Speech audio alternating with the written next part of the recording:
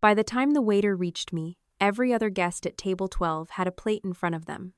Thick slices of steak rested beside roasted potatoes and asparagus. Champagne glasses caught the light from the chandeliers. And somewhere behind me, 200 people were talking over soft piano music and the clink of silverware. The waiter slowed when he reached my chair. For half a second, I thought someone had forgotten my entree. Then I saw his face. He wasn't confused, he was embarrassed. He set a white dinner plate in front of me. It was completely empty except for a small cream-colored card placed neatly in the center. 2 words had been printed across it in black lettering. Not family. The woman beside me stopped cutting her steak. Across the table, somebody lowered his champagne glass. I didn't touch the card at first. I looked past the floral centerpieces toward the head table, where my mother, Susan, was already watching me. Her mouth curved into the smallest smile. Beside her, my younger sister Ashley turned her head, saw what had been placed in front of me, and actually laughed. That told me everything I needed to know about whether the empty plate was a mistake. I picked up my phone and took one photograph. The plate, the card, the table number. Then I looked at the waiter. "Who asked you to serve this?"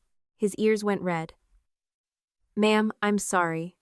I was told there was a special place setting." "By whom?" He glanced toward the service station. "The coordinator said it came from the bride's family." Of course it did. 3 weeks earlier, that card might have made me angry enough to cross the ballroom and demand an explanation. 10 years earlier, I might have cried. At 38, I simply placed the card back in the center of the plate, pushed my chair away from the table, and decided I was done. Then the slideshow stopped. The wedding photograph on the screen disappeared. The music cut off in the middle of a piano chord. For a moment, the projector showed nothing but black, and then a video appeared that I had seen only once before, in a small room behind the ballroom less than an hour earlier. My sister was on the screen. So was my mother. Neither of them knew the camera was still recording. The ballroom slowly went quiet. Ashley's smile disappeared first. My mother's disappeared a second later. Connor, my sister's new husband, sat perfectly still as their voices filled the room. I didn't know what Claire had decided to do until that moment. I had specifically asked her not to play the recording publicly, but she did. And before the clip was over, Connor stood up from the head table. His parents followed him. Claire stepped away from the projector and joined them. None of them shouted. None of them demanded an explanation. They simply walked out of the ballroom without saying a word. That was the moment everyone remembers. What none of them knew was that the real story had started almost 3 weeks earlier, with 7 lines of text that my sister should never have been able to see. Before I tell you how those 7 lines ended up destroying the version of my family Ashley had sold to the world, I hope you're doing well wherever you're listening from today. Stay with me, because the empty plate was only the beginning. And if you enjoy stories where family secrets eventually meet the truth, subscribe to the channel so you don't miss what happened next. On May 4th, I was sitting at my desk correcting a paragraph about middle school science experiments when I noticed 6 sentences that didn't belong. That probably sounds ridiculous unless you do the kind of work I do. I was a senior copy editor for an educational publisher in Columbus, Ohio, which meant I spent most of my professional life making other people's writing clearer without making it sound like mine. Good editing is supposed to disappear. If someone notices the editor usually did too much. Those 6 sentences were polished in a way the rest of the chapter wasn't. The author usually wrote short, clean statements. Suddenly, the prose became lyrical and elaborate. I read it twice, highlighted the passage, and opened the earlier draft. My coworker Daniel walked behind my desk carrying coffee. "You found another criminal comma?" "Worse." He stopped. "Semicolon? Different writer." Daniel leaned over my shoulder. "You can tell that?" The rest of the chapter says exactly what it means. This paragraph wants applause. He laughed and kept walking. "Remind me never to send you a love letter. It was an ordinary exchange." I forgot about it within an hour. Later, I would think about it constantly. Because recognizing when words didn't belong to the person claiming them was exactly what pulled apart my sister's life. That afternoon, an email appeared in my work inbox from a publisher I recognized immediately. They had published Ashley's first memoir 3 years earlier. I almost deleted it without opening it. Ashley and I were not close. We had not been close for years, although if you followed her interviews, you might have believed we were slowly healing from some complicated childhood rupture. Ashley liked the word healing. She used it the way some people use candles everywhere, regardless of whether it actually helped. The subject line read, "Source verification request." I opened it. The message came from someone on the publisher's rights and editorial team. It was cautious and professional. An editor reviewing Ashley's second manuscript had raised a question about the origin of a small piece of source material. My name appeared in connection with an older document, and before they proceeded, they wanted to verify whether I had written the material and whether I had ever given permission for it to be used. I read the email twice, then a third time. There was no accusation, no mention of plagiarism, no dramatic language. Just a short excerpt included solely for identification. The heading above it was, "The Blue Room." My hands went still on the keyboard. I had written something with that title when I was 26. Nobody knew that except me. I closed my office door. For several seconds, I just stared at the phrase. I told myself there could be another explanation. Blue rooms were not rare. Neither were family arguments. Ashley and I had grown up in the same house. We had lived through the same parents, the same fights, the same slammed doors. Then I read the excerpt. The first sentence was changed. The second was rearranged. The next 5 were mine. Not mine in the vague sense that the same thing had happened to me. Mine in the way handwriting is yours. The rhythm was mine. The metaphor was mine. Even the strange comparison I had made between the blue paint on my bedroom wall and the color of bruised fruit was still there. I opened the encrypted folder where I kept copies of my old journals. For years, writing had been the one place where nobody could interrupt me and explain what I had actually meant. In my family, memories were negotiable. If I remembered my mother saying something cruel, she remembered being stressed. If Ashley screamed at me, she remembered being frightened. If I finally lost my temper after being pushed for an hour, everyone remembered only the part where Lauren got angry. So I wrote things down. Dates, rooms, words, what I had said too, especially what I had said. I wasn't trying to build a case against anybody. Most of the journals had never been intended for another human being. They existed because I needed one place where I did not have to argue about whether my own experience had happened. I found the file. The Blue Room, created 11 years earlier, transferred between computers several times since, with the original creation information still preserved in the file history. I opened it beside the publisher's excerpt. There was no question. I wrote back only what I could prove. Yes, I had written the original passage. No, I had never authorized Ashley to use it. No, I had never provided it to her publisher. Then I stopped. My first instinct was to call Ashley. That would have felt good for approximately 30 seconds. I could already hear the conversation. "You're jealous. We grew up in the same house. You don't own childhood. Mom remembers it differently. Why are you doing this right before my wedding?" Ashley was getting married in 19 days. Her reception invitation was still sitting unanswered in my personal email. I had not been invited to the ceremony, only the reception. Ashley had called that arrangement low pressure.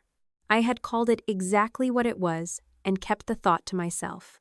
Instead of calling her, I created a new folder. I saved the publisher's message as a PDF. I exported the relevant journal metadata. I made a read-only copy of the original file. Then I opened my cloud account and looked through the old device history. That was when the first detail bothered me. The journal folder had once been synchronized between 2 laptops. My current laptop, and an older silver laptop I had stopped using years earlier. I remembered the machine immediately. At the end of 2019, I had moved apartments and replaced it because the battery was dying. My boyfriend at the time, Matthew, had helped me migrate everything to my new computer. Photos, work files, tax records, journals. The old laptop had gone into a box. I had left that box at my mother's house because my new apartment was smaller and I told myself I would pick it up later. I did eventually get it back. What I had forgotten was how long later became. I looked deeper into the device history. The old laptop had remained authenticated to my cloud account for months after I moved. I sat back. That did not prove anyone had opened my journals. It proved only that they could have been there. There was a difference, and differences mattered. I spent the next 2 evenings doing something I had avoided for 3 years.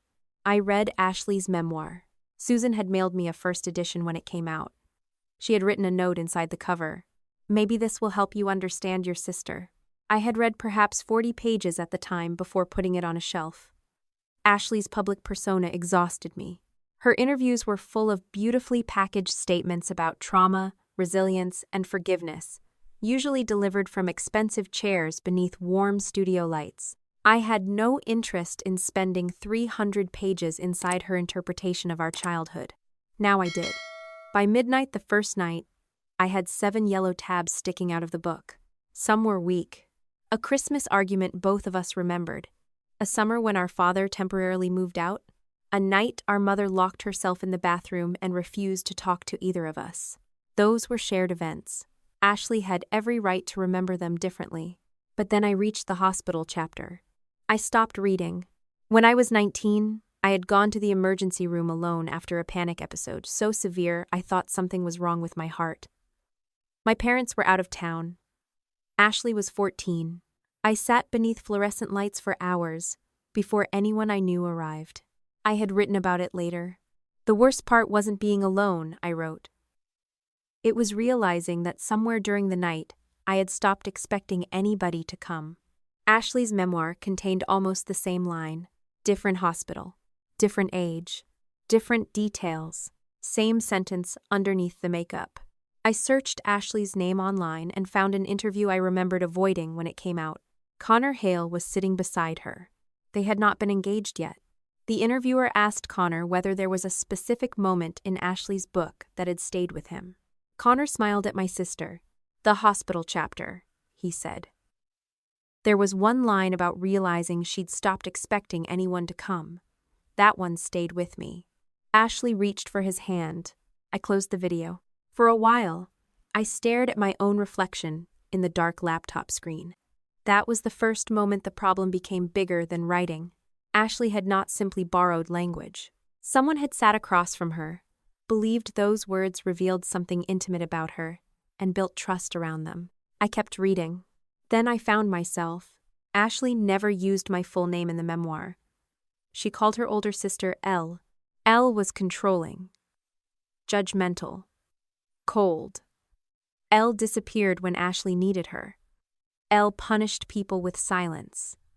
Elle always believed her version of events was the only correct one. I hated how much of it was dishonest.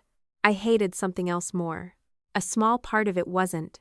When I was 21, Ashley had called me crying after an argument with our mother. I was exhausted, working 2 jobs while finishing school, and instead of listening, I told her, "You always need somebody else to clean up whatever you feel." She had gone quiet. I remembered that silence. I also remembered hanging up first. It was not my proudest moment. Ashley had taken moments like that and stretched them until they became an entire personality. She had removed everything before them, everything after them, and every time I had shown up when nobody else did. That was how a convincing lie worked. You didn't invent everything. You kept just enough truth to make the rest difficult to challenge. By May 6th, I had a small spreadsheet on my computer with 3 columns. Same event, same wording, changed role or context. I refused to put anything into the first 2 columns unless I could defend it without saying, "I remember it this way." That was partly professionalism. It was also self-protection, because I knew Ashley. If I accused her carelessly once, she would use that mistake to discredit everything else. Near 1 a.m, I returned to the blue room. The publisher had only asked about a short passage, but something about the file date still bothered me. I opened the old cloud device history again. Then I checked the period when Ashley had last used my laptop. Years earlier, she had borrowed it briefly during a visit, after spilling coffee on hers. That was the last time I knew for certain she had physically touched the machine. The blue room had been written later. Months later, I checked another entry I suspected had appeared in her book. Later again, then another. My stomach tightened. Ashley could not have copied those entries when she borrowed the laptop. Somebody else had access after that. I looked at the device record, showing the old silver laptop still connected to my account after I moved. Then I remembered where that laptop had spent nearly a year. In a cardboard box in my mother's house. I did not know yet whether Susan had ever opened the journal folder. I did not know whether she had sent Ashley a single file. At that point, accusing her would have been exactly the kind of leap I had spent my career teaching myself not to make. But for the first time, I knew what question I needed to answer. Ashley had been using words she should never have seen. If she had not gotten them from me, and she could not have gotten them from the laptop when I thought she did, then someone else had been feeding her my private writing. And there were only a few people who had ever been close enough to that computer to do it. By the morning of May 7th, I had stopped thinking of Ashley's book as one thing. That was too easy. She stole my story. Sounded dramatic. But drama was exactly what Ashley knew how to survive. She could take a broad accusation, soften her voice, talk about shared childhood memories, and make the person accusing her look unreasonable. So I separated everything I had found into categories I could defend. The first was a shared event, something both of us had lived through and had every right to remember differently. The second was shared wording, language specific enough that coincidence became hard to believe. The third was altered role or context, where a real event had been rearranged until I became the person who caused the damage instead of the person who experienced it. I wasn't building a lawsuit. I was trying to understand what I was looking at before anyone else told me what it meant. The first category filled fastest. Our parents had fought. Our father had moved out for a few months when we were younger. Christmas had been miserable more than once. None of that belonged to me. If Ashley wanted to write that our house had felt unstable, she could. What bothered me were the things no shared childhood could explain. A comparison I had made between our mother's silence and a locked room appeared almost unchanged. A sentence about hearing the refrigerator hum after an argument showed up in a chapter where Ashley described herself sitting alone in our kitchen. A passage I had written about counting the squares in a linoleum floor while Susan lectured me had been moved into a scene where Ashley claimed I was the one doing the lecturing. That one pulled me backward whether I wanted it to or not. I was 21, home from college for a weekend I had not wanted to spend there. Ashley was 16 and had failed to turn in a major school project. Susan had spent an hour explaining why Ashley was overwhelmed, why she needed understanding, why the entire family had to be careful not to make things worse. Then Susan looked at me and asked me to sit with Ashley and help her finish it. I remember looking at my mother and saying, "Why is it always my job to make her consequences smaller?" Susan's face hardened immediately. She told me Ashley needed a sister, not another critic. That sentence stayed with me because it was the family equation in one line. Ashley needed things. I was supposed to provide them. Ashley followed me into the kitchen after Susan walked away. She was crying by then, which made me angrier, because crying had always changed the rules in our house. If Ashley cried, everyone slowed down. If I got angry, everyone called me cruel. She asked why I hated helping her. I told her I didn't hate helping her. I hated being expected to. Then I said something worse. You always need someone else to carry the part you don't want. She stared at me like I had slapped her. I knew immediately I had gone too far, but instead of apologizing, I walked out of the kitchen and left her there. That was the part Ashley kept in the memoir. The sentence. The silence afterward. Me leaving. She removed the hour of Susan assigning me responsibility for a problem I had not created.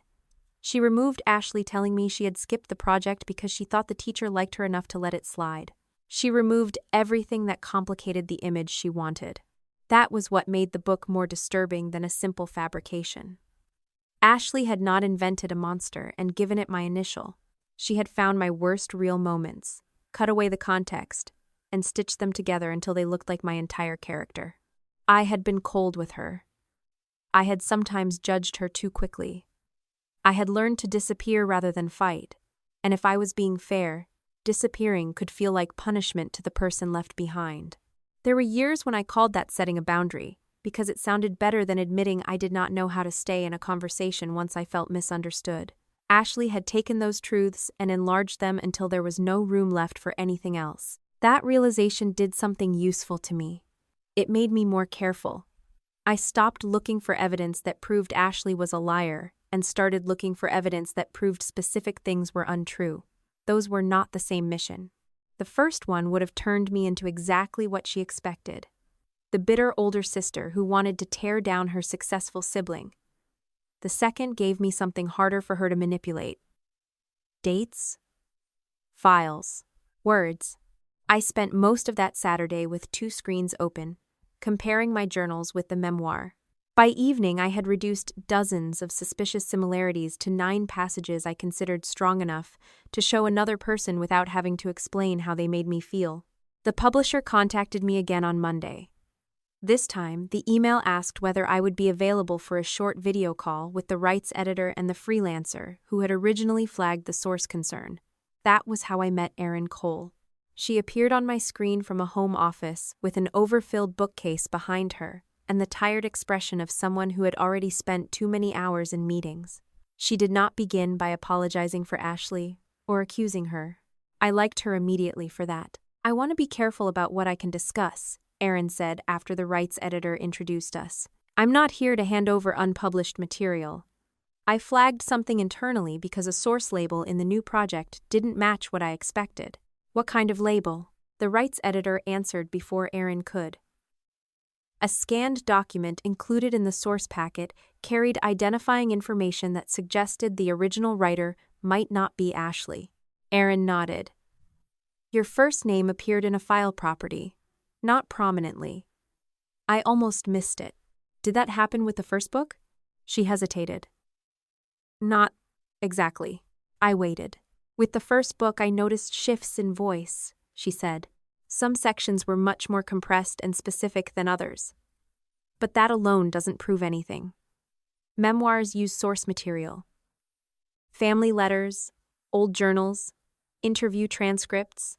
The materials were described to us as part of a family archive. Whose family archive? That was not something I was responsible for verifying at the time. That answer could have frustrated me, but it was the right answer.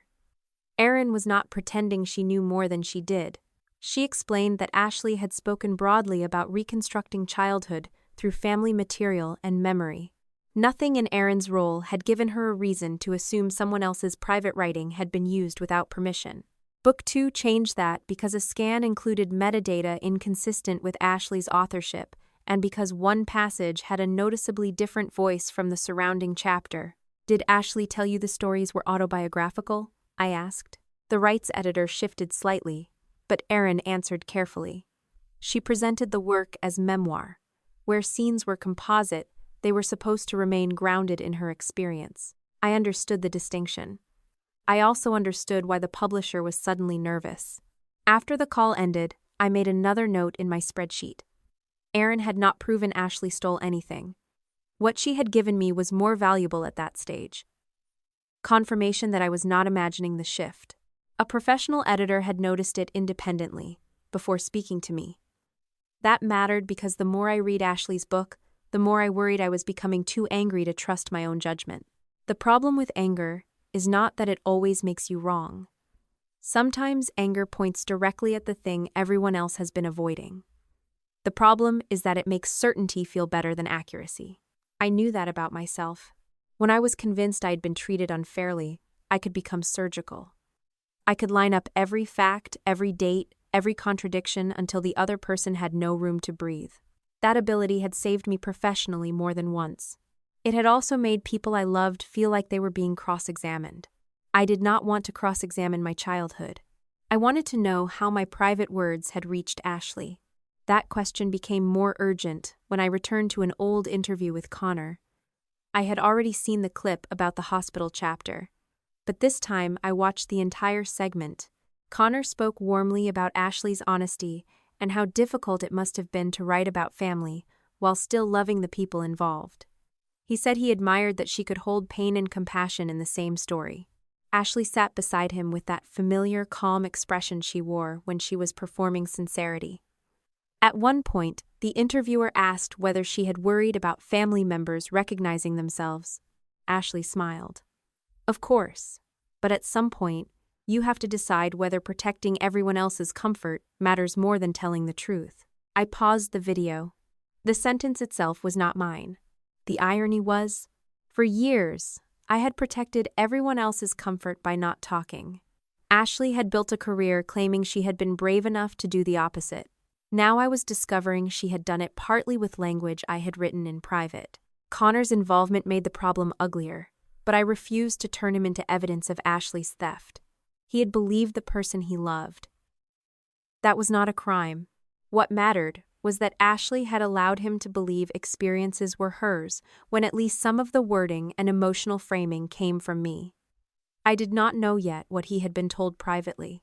I only knew the public version. That distinction mattered more than ever because 3 days later, Connor texted me. We had exchanged maybe 6 messages in the previous 2 years, all of them polite. He had my number because Ashley once included us both in a group thread about Susan's birthday. His message read, "I know things have been complicated between you and Ashley, but I hope you'll come to the reception." She sees the invitation as a step forward, even if she has trouble saying that directly. I stared at the screen longer than the message deserved. Ashley had invited me to the reception but not the ceremony. She had not called me herself. Yet Connor believed my attendance represented reconciliation. That told me something about the story he had been given. In his version, Ashley was extending a careful hand to a difficult sister who might reject it. I typed 3 replies and deleted all of them. The first was sarcastic. The second was honest enough to ruin his week. The third simply said, "I'm planning to be there." He responded with a thumbs up and, "Thank you. I know that probably isn't easy." I almost laughed. He was right for entirely the wrong reason. By then, going to the reception no longer felt like a family obligation. It was information. I wanted to see Ashley in person. I wanted to see how she behaved knowing the publisher had begun asking source questions. More importantly, if I gathered enough evidence before the wedding, Connor deserved to see it privately, not because he was my ally. He wasn't. I suspected he had read Ashley's portrayal of Elle and believed more of it than he would ever admit to my face. But he had entered a marriage with someone who had built part of her identity using my words.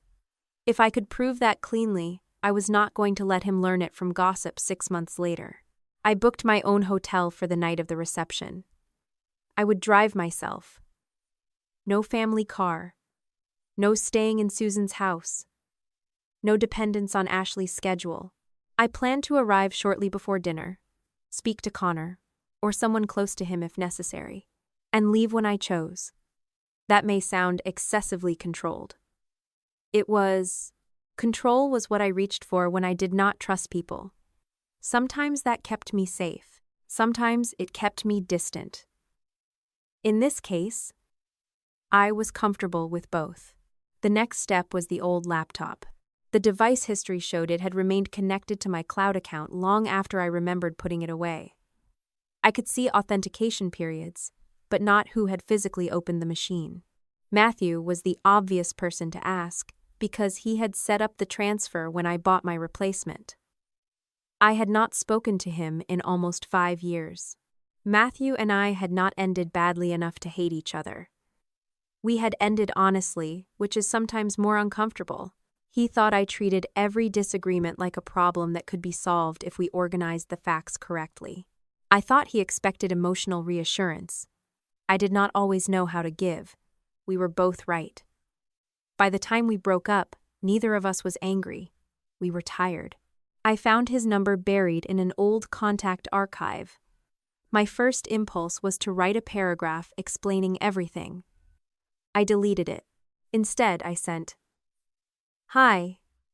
Strange question. Do you remember what happened to the old silver laptop you helped me back up when I moved?" His response came 20 minutes later. Unfortunately, yes. I smiled despite myself. Can we talk? He called that evening. His voice had not changed much. This is either about stolen Bitcoin or old photos. Neither. Less exciting. I need to know whether you kept any copy of the backup. He became serious immediately. No. I kept the transfer drive for maybe a month, in case your new laptop failed. Then I wiped it. I told you that. I remember. Why are you asking? I'm trying to figure out who might have had access after I moved. There was a pause. To the laptop? Yes. I thought you picked it up from your mom. I did. Eventually. That thing sat there forever. My hand tightened around the phone. Do you remember how long? No. Months. Maybe most of a year. That matched what I was seeing in the device history. Matthew. Did anyone ever ask you how to get into it? Another pause, longer this time. Yes. I sat straighter. Who? Your mom. I did not say anything. Matthew continued. I assumed you knew. What exactly did she ask? She texted me. Said she wanted to pull family pictures off the laptop before the battery completely died, but she couldn't remember the login. I didn't give her your password. I didn't know it. I reminded her of the hint system we used when we set everything up. When was this? I'd have to look. It was after we broke up. Do you still have the text? Maybe. I don't delete much. Of course he didn't. Matthew had once kept a parking receipt for 3 years because he thought he might need to dispute a charge. Can you check? Sure. While he searched, I looked at my old device record again. The silver laptop remained authenticated during the same period Susan had apparently asked how to unlock it. That still did not prove she opened my journals. She could have wanted photographs exactly as she claimed. Even if she had opened the computer, she might never have clicked the writing folder. I repeated that to myself because the alternative was already forming too quickly. Matthew came back on the line. Found it. My heart started beating harder. What date? He gave me a date from early 2020. The old laptop had still been syncing then. What did she say? I'll forward the screenshot, but basically, do you remember Lauren's password hint? I want to save the family photos before this old thing dies. I told her the hint we set up. She said thanks. That's all? That's all. Did she ever ask for anything else? No. I closed my eyes. Matthew hesitated. Lauren, what's going on? I'm not sure yet. That sounds like you're very sure and don't want to say it. He still knew me too well. I have evidence that Ashley used some of my private writing. He swore softly. I'm trying to understand how she got it. And you think your mom gave it to her? I think my mother had an opportunity. That isn't the same thing. Matthew was quiet for a few seconds. You still do that. Do what? Correct the accusation before anyone can make it. I'm trying not to accuse the wrong person. I know. There was no criticism in his voice. That somehow irritated me more. He forwarded the screenshot. Susan's message was exactly as he described. Innocent on its face. Practical. The kind of thing a mother might reasonably ask. Except for the timing. I thanked Matthew and ended the call. Then I placed his screenshot beside my cloud device history, the journal creation dates, and the passages from Ashley's memoir. There it was. Not proof. A path. The laptop had stayed authenticated. My newer journal entries had synchronized to it. Susan had possessed the machine. Susan had asked how to unlock it. Ashley later published words from files she should not have been able to see. I sat alone at my dining table until after midnight, staring at those 4 facts. For years, Susan had accused me of remembering family history like a prosecutor. Dates? Exact language. Who stood where? Who said what? She said I collected grievances because I did not know how to forgive. Maybe she was right about part of that too. Because that night, I did not call her. I did not ask whether she had opened the folder. I saved Matthew's screenshot in the evidence file, wrote down the date, and waited. If Susan had done nothing, I owed her the restraint of not accusing her without proof. If she had done exactly what I was beginning to suspect, I did not want to warn her that I had finally started looking. 3 days later, I received the first indication that someone else had realized I was looking too. Ashley called me. I watched her name flash across my phone until the screen went dark, then light up again when she called a second time. She almost never called me twice, I answered. Her voice was warm enough to make me immediately suspicious. Hey, she said. I just wanted to make sure we're okay before the wedding. There are sentences that sound harmless only if you do not know the person saying them. I leaned back in my chair. What makes you think we aren't? Ashley gave a small laugh. I heard the publisher reached out to you. And just like that, the polite family conversation disappeared. How did you hear that? They're asking questions about source material. It's my book, Lauren. Then I'm sure they told you why. They said there was some confusion. I looked at the evidence folder open on my laptop. Is there? She went quiet for half a second. Then her voice softened. I really don't want old family stuff turning into wedding drama. There it was. Not an explanation. A warning dressed as a request. I'm not planning wedding drama. Good.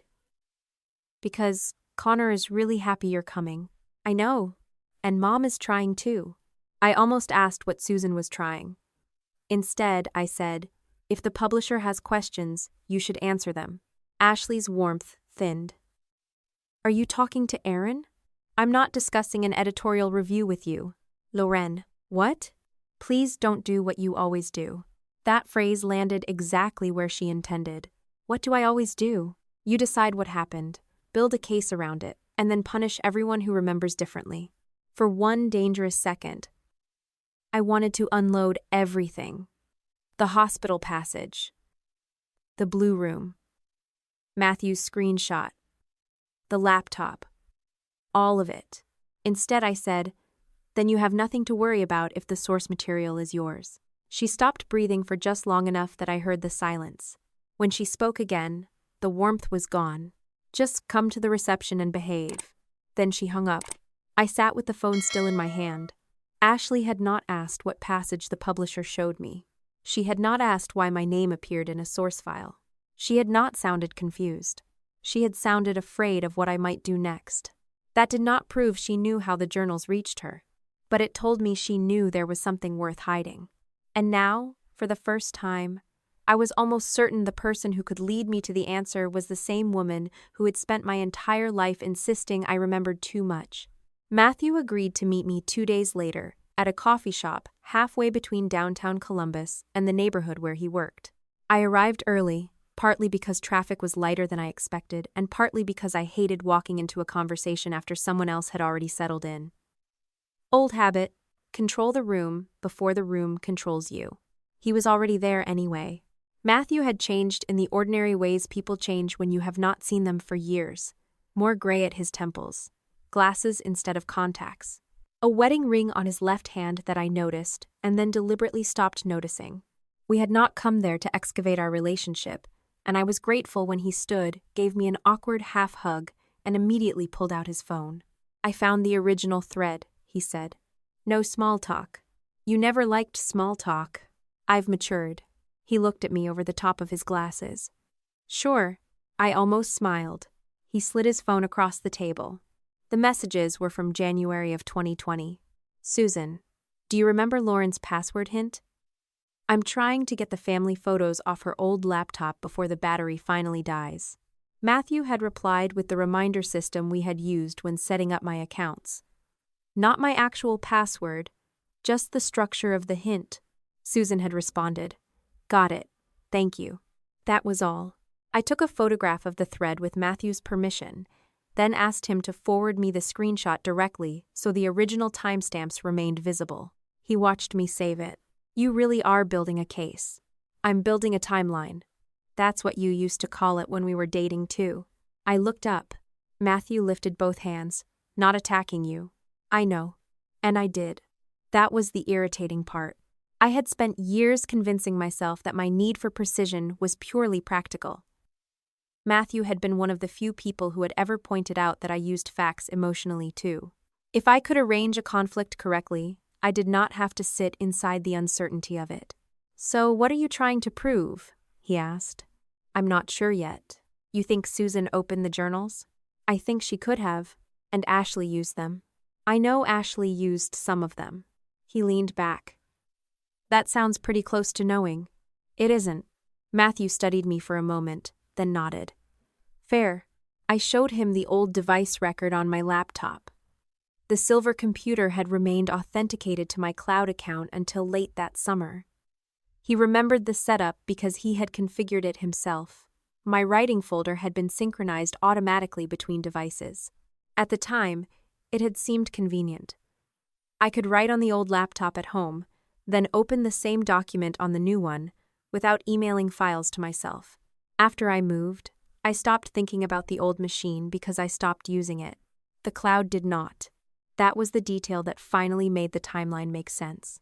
The journal entries Ashley could not have seen when she borrowed the laptop had still synchronized to that machine later.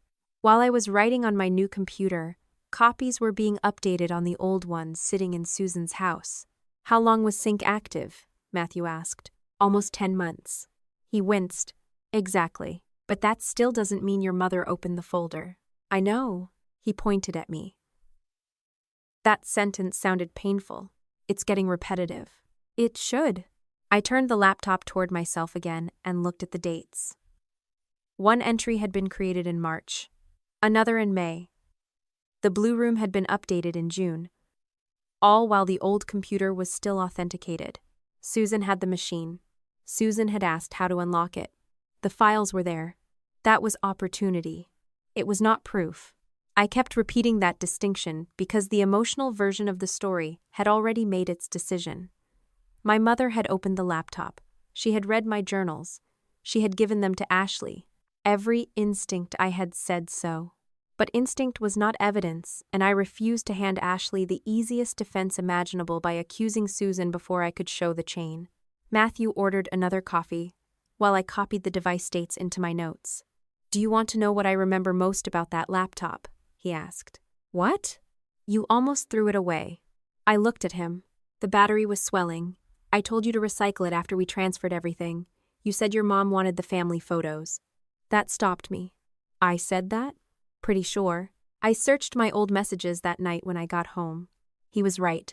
I found the thread with Susan after 15 minutes. Me. I'm leaving the silver laptop in the box by the guest room closet. Please don't toss it. I'll pick it up next month. Susan. Of course. I'll keep it safe. A few messages later, she asked whether the family pictures were still on it. At the time, there had been nothing unusual about that question. Now I read it differently. I hated that too. Once suspicion enters a memory, it changes the lighting in every room. I saved the messages, then forced myself to close the archive. That was enough for one night. The next week passed in a strange balance between ordinary life and the growing sense that something beneath it had shifted. I went to work. I corrected captions, answered production queries, argued gently with an author who believed every sentence needed an M-dash. I grocery shopped. I paid bills. I ignored 3 texts from Susan about wedding logistics. Behind all of it, I kept refining the packet. Not everything I had found. Only what mattered. The blue room excerpt. The hospital passage. The original timestamps. A brief explanation of the cloud-synced laptop. The publisher's source verification inquiry. A comparison showing where Ashley had changed setting and age, but preserved language. I did not include the ugliest pages of my journals. I did not include every memory Ashley and I disagreed about. I did not include the passage where I had written, at 22 and furious, that I wished my mother would disappear from my life forever. Those pages were not evidence. They were pain. I knew the difference. On May 20th, 3 days before the wedding, Ashley called me again. This time I answered on the first ring. Hey, she said brightly. The brightness was too fast. Hi. I just wanted to check in. You checked in last week. She laughed. I'm allowed to call my sister more than once. Historically, you haven't been interested. The silence that followed was my fault. That was the kind of sentence I could deliver without raising my voice and still make it hurt. I knew it. Ashley knew it. When she spoke again, the warmth was thinner. I'm trying, Lauren. Okay. Mom said you've been weird with her. I haven't spoken to Mom. Exactly. I almost rolled my eyes. There's a lot happening right now. The publisher? There it was again. I said nothing. Ashley filled the silence. I don't understand why they're making such a big deal about family source material. My hand tightened around the phone. Then explain it to them. I have. Good. You know how memoir works. People combine things. Memories overlap. Words overlap too? She went quiet. I did not ask what she meant by family source material. I wanted to. More than anything. But the second I showed her which question mattered, I gave her time to build an answer. Ashley recovered. This is exactly what I was worried about. What? You turning this into some kind of investigation right before I get married. I didn't contact your publisher. No, but you're talking to them. Because they contacted me about writing that has my name attached to it. You always do this. Do what? Make everything sound like a deposition. That one landed. Not because it was false. Because it was familiar. Matthew had made the same point years earlier with less cruelty. I could feel myself sharpening, so I stopped. I'm not discussing the review with you. Ashley exhaled hard. Fine. Just come Saturday. Connor is glad you're coming. Mom is making an effort. Please don't make this harder than it needs to be. I have no intention of making a scene. Good. Then, quieter, she added. Please, behave. Something inside me went very still. I did not respond to that. I simply ended the call. Later, I wondered whether Ashley had expected anger. Whether she had wanted it, I cannot know. What I know is that by then, both she and Susan had started speaking to me as if my behavior were the coming problem. Not the source review. Not the journals. Me. That mattered when I walked into the reception 3 days later. The ceremony had already taken place. That was intentional. Ashley had invited me only to the reception, and I had decided not to fight the insult because I did not want the ceremony anyway. I arrived at the venue shortly before dinner, after driving myself from my hotel. I had my own room key in my purse, my own car outside, and no reason to ask anyone in my family for a ride, a bed, or permission to leave. The ballroom occupied the back half of a renovated historic hotel, just outside downtown Columbus. Tall windows, cream walls, polished wood floors, flowers everywhere. Ashley had chosen white roses and pale green hydrangeas, the kind of arrangement that looked effortless only because someone had spent a great deal of money making it so. A photographer spotted me before my mother did. Unfortunately, Ashley spotted the photographer. She crossed the room in a sweep of ivory satin and wrapped both arms around me. Anyone watching would have seen a bride embracing her estranged older sister. The photograph probably looked beautiful. Ashley's mouth was beside my ear when she whispered, "I'm glad you came." Then, even lower, "Please don't start anything." I pulled back. Her smile stayed in place for the camera. "So far," I said quietly, "you're the only one who's mentioned starting anything." Her eyes changed. The photographer asked us to look toward him. We did. Flash. Perfect sisters. Then, Ashley walked away. Susan found me less than 2 minutes later. She wore a dark blue formal dress and the expression of someone greeting an employee who had returned after a disciplinary meeting. "You made it." I said I would. "You never answered my last text." There wasn't a question in it. Her mouth tightened. There were times when I could almost see the family pattern trying to reassemble itself around us. Susan offered a vague criticism. I corrected the wording. She decided the correction proved I was difficult.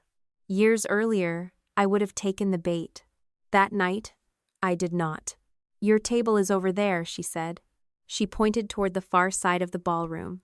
Table 12. Not family table. Not near the head table. Not even near most relatives I recognized. I nodded. "Thanks." Susan looked disappointed. That interested me more than the seating arrangement. I found Claire near the AV station about 20 minutes later. I had met her only twice before. She was Connor's younger sister, 2 years younger than him, practical in the way people become when they are usually the person carrying a charger, safety pins, and an extra copy of the itinerary. That evening she wore a green dress and had a headset resting around her neck while she argued with a technician about the timing of the slideshow. When she finally looked at me, her expression was polite but guarded. "Lauren, Claire, do you have 5 minutes somewhere private?" That made her more guarded. For what? Something Connor needs to see. Her eyes flicked toward the ballroom. Is this about Ashley? Yes. Tonight? I wish it wasn't. She folded her arms. I understood. She had read the book too. Maybe she had heard more than the book. I'm not asking you to believe me, I said. I'm asking you to look at documents before you decide whether your brother should. That changed something. Not trust. Attention. Claire led me through a service hallway into a small room beside the AV booth. I gave her the packet. She read without speaking. The hospital passage made her stop. I know this line. I assumed you might. Connor talked about it for years. I know. Claire looked at me. You're saying Ashley copied it. I'm saying I wrote that sentence years before the book. The file history is there. The publisher is already reviewing it. Claire flipped to the Blue Room comparison. Her face tightened. Why bring this here? Because Connor is married to her now. You could have done this before the ceremony. I didn't have this packet when they got engaged. I didn't know the scope of it until this month. I'm not going to accuse your brother's wife without evidence because the timing is convenient. Claire stared at me long enough that I felt the old defensive reflex rising. I let it pass. Finally, she asked, What do you want me to do? Let Connor see it privately. After dinner, if that's easier. You don't want to confront Ashley? No. Your mother? Not without proof she was involved. Claire looked down again. Why do you think she was? I explained the old laptop. Briefly. Cloud sync. Possession. Password hint. I did not say Susan had stolen anything. Claire noticed. So you don't know. Not yet. She tapped the packet against the table. I'm handling the media tonight. There's a short profile Ashley's publicity team shot before the wedding. Some of it is in the slideshow. I waited. Claire continued. The videographer gave me the whole shared folder because I was picking candid clips.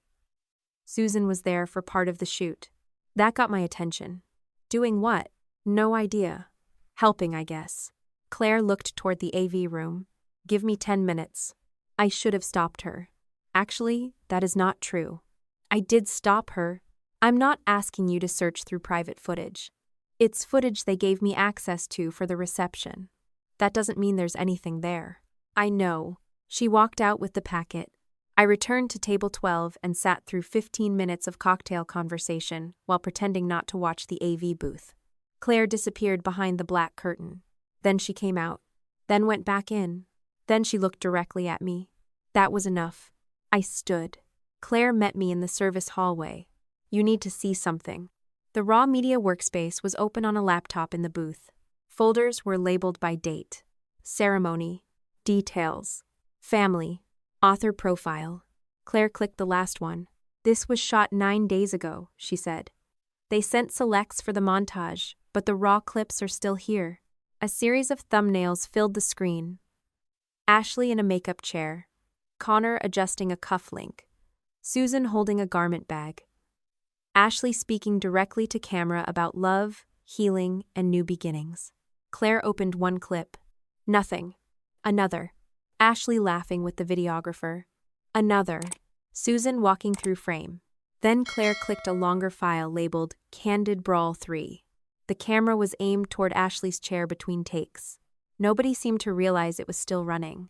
Susan stood beside a table holding printed pages. Ashley was checking her phone. The first 30 seconds were harmless. Then Susan tapped one of the pages. Don't use the hospital section in the wedding piece, she said. Ashley barely looked up. I wasn't going to. Connor still talks about that one like it happened exactly the way you wrote it. Ashley smiled without humor. I'm not correcting him this week. My skin went cold. Susan lowered her voice, but the microphone caught it. And when you use Lauren's scans, change the context more. Dates, places, anything obvious. Ashley finally looked up. I know. You said that last time. I said I know. Susan gathered the pages. Ashley leaned back in the chair. There are still a few notebooks we haven't used. I'll deal with those after the honeymoon. Claire paused the video. Neither of us spoke. My heart was beating hard enough that I could feel it in my throat. Not because I was surprised, because suspicion had just become knowledge. The words were not perfect proof of every passage. They did not explain when Susan copied the files. They did not show the original transfer, but they destroyed the idea that Ashley had innocently remembered the same childhood differently. She knew there were scans. She knew they were mine. Susan knew too. Claire looked at me. Connor needs to see this. Yes. Now. I shook my head.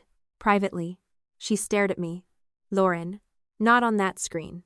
I pointed toward the ballroom. Not in front of 200 people. Let him watch it somewhere else. Claire's jaw tightened. You realize he just married her. I do. And she knows he believes that hospital story is hers. I heard the same thing you did. Claire looked back at the frozen image of Ashley. For a second, I thought she might play it anyway. Instead, she closed the file. After dinner, she said. Fine. I returned to table 12. The ballroom lights dimmed slightly as the catering staff began carrying out the first plates. I could still hear Ashley's voice in my head. There are still a few notebooks we haven't used. Around me, guests unfolded napkins and lifted champagne glasses. A waiter set steak in front of the woman on my left. Another plate went to the man across from me. Then another. And another. The server reached my chair. He stopped. His expression changed. For the second time that evening, I saw someone look embarrassed before speaking to me. He placed a white plate on the table. There was no steak, no potatoes, no asparagus, only a cream-colored card in the center. I looked down at the two words printed on it, not family. For a few seconds, I just looked at the card. Not family. There are humiliations that work only if you cooperate with them. They need shock, tears, anger. They need you to perform the wound loudly enough for everyone else to enjoy the scene. I understood that almost immediately, because the waiter looked more uncomfortable than I felt. He was young, maybe 22, and his face had gone red all the way to his ears. I'm sorry, ma'am, he said quietly. I was told this was a special place setting. I lifted my eyes from the plate. Who told you? He glanced toward the service station. The coordinator gave us the note. Did the coordinator say who requested it? His hesitation answered before he did. She said it came from the bride's mother. The woman sitting beside me stopped pretending not to listen. I picked up my phone and took a photograph. The entire plate. The card.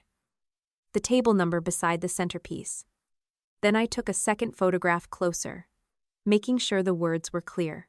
The waiter shifted his weight. I can get you a dinner. I know this wasn't your decision. His shoulders loosened slightly. Please ask the catering captain to keep whatever instruction they received. He looked surprised. Ma'am? If it was written down, don't throw it away. He nodded slowly. Okay. I placed the card back in the center of the plate. Then I looked toward the head table.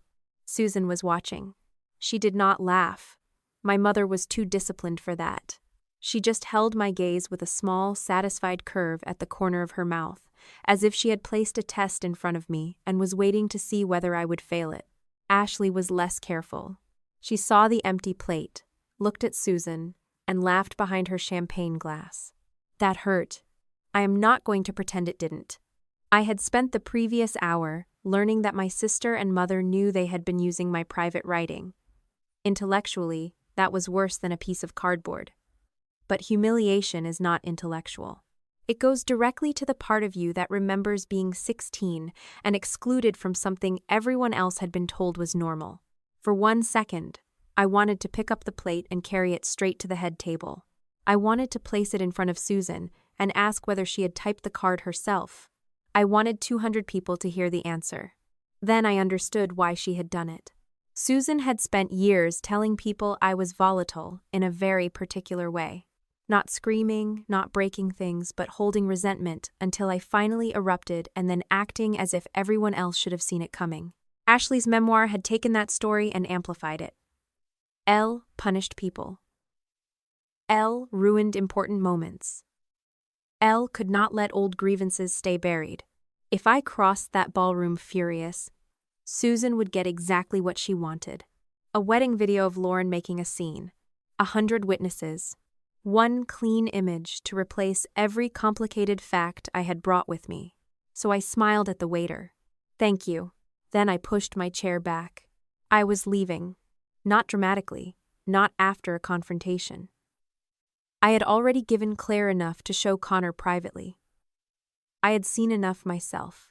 There was no reason to sit in front of an empty plate waiting for my mother to enjoy the result. I had taken only 2 steps when the microphone came alive. Ashley's voice floated through the ballroom. Before everyone gets too comfortable, I just want to say thank you. I stopped because people were turning toward the head table, and walking through the center of the room during the bride's speech would have created the spectacle I was trying to avoid. Ashley stood beside Connor, one hand resting lightly on his shoulder. He looked happy. That was the worst part of watching him. Not foolish, not weak. Happy. Ashley thanked his parents.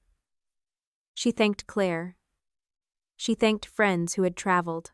She spoke about second chances, chosen family, and how love had taught her that healing did not always look the way people expected. I had heard versions of the speech before. Ashley had made a career from language that sounded personal while remaining vague enough for everyone to insert themselves.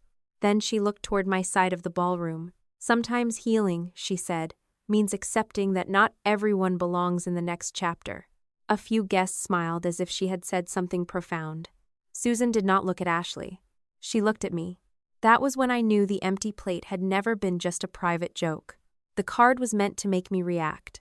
The speech was meant to explain my reaction before it happened. If I crossed the room angry now, Ashley could simply stand there wounded and tell everyone she had tried. I picked up my purse from the back of my chair. Then the screen behind Ashley went black. At first, nobody reacted. The slideshow had been cycling through childhood photographs and wedding portraits all evening, so a black screen looked like a technical problem. Ashley glanced over her shoulder. Connor did too. The music stopped. I looked toward the AV station. Claire was standing behind the laptop. Her face told me something was wrong before the video appeared. "No," I whispered. She could not hear me. The first frame filled the screen. Ashley in the makeup chair. Susan beside her. The raw profile footage. My stomach dropped. Claire had agreed to show Connor privately. That was what I had asked. That was what she had said she would do. I started toward the booth, but then Susan's recorded voice came through the ballroom speakers. "Don't use the hospital section in the wedding piece." The room began to quiet. Ashley turned completely toward the screen. On the video, she barely looked up from her phone. "I wasn't going to. Connor still talks about that one like it happened exactly the way you wrote it." A few people looked toward Connor. He was no longer smiling. On screen, Ashley answered, "I'm not correcting him this week." The silence spread from table to table. It was not instant. That was what I remember most. Conversations faded in pockets. Silverware stopped. Someone near the back laughed at something unrelated and then went quiet when nobody joined them. Susan had gone pale. She looked toward the AV booth. Then toward me. I kept walking toward Claire. The video continued.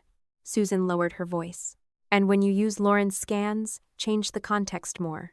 Dates, places, anything obvious." Ashley finally looked up. "I know. You said that last time." I said I know. A chair scraped somewhere near the head table. I stopped. There was no point reaching Claire now. The words were already out. On screen, Susan gathered the pages. Ashley leaned back. "There are still a few notebooks we haven't used. I'll deal with those after the honeymoon." Then the clip ended. The projector went black again. For perhaps 3 seconds, nobody moved. I have heard people describe rooms as dead silent so often that the phrase usually means nothing. That ballroom was silent. Not respectful silence. Not shocked murmuring. The kind where 200 people have all realized at once that they have been made witnesses to something they were never supposed to know. Ashley was the first person to move. She turned toward Claire. "What the hell is wrong with you?"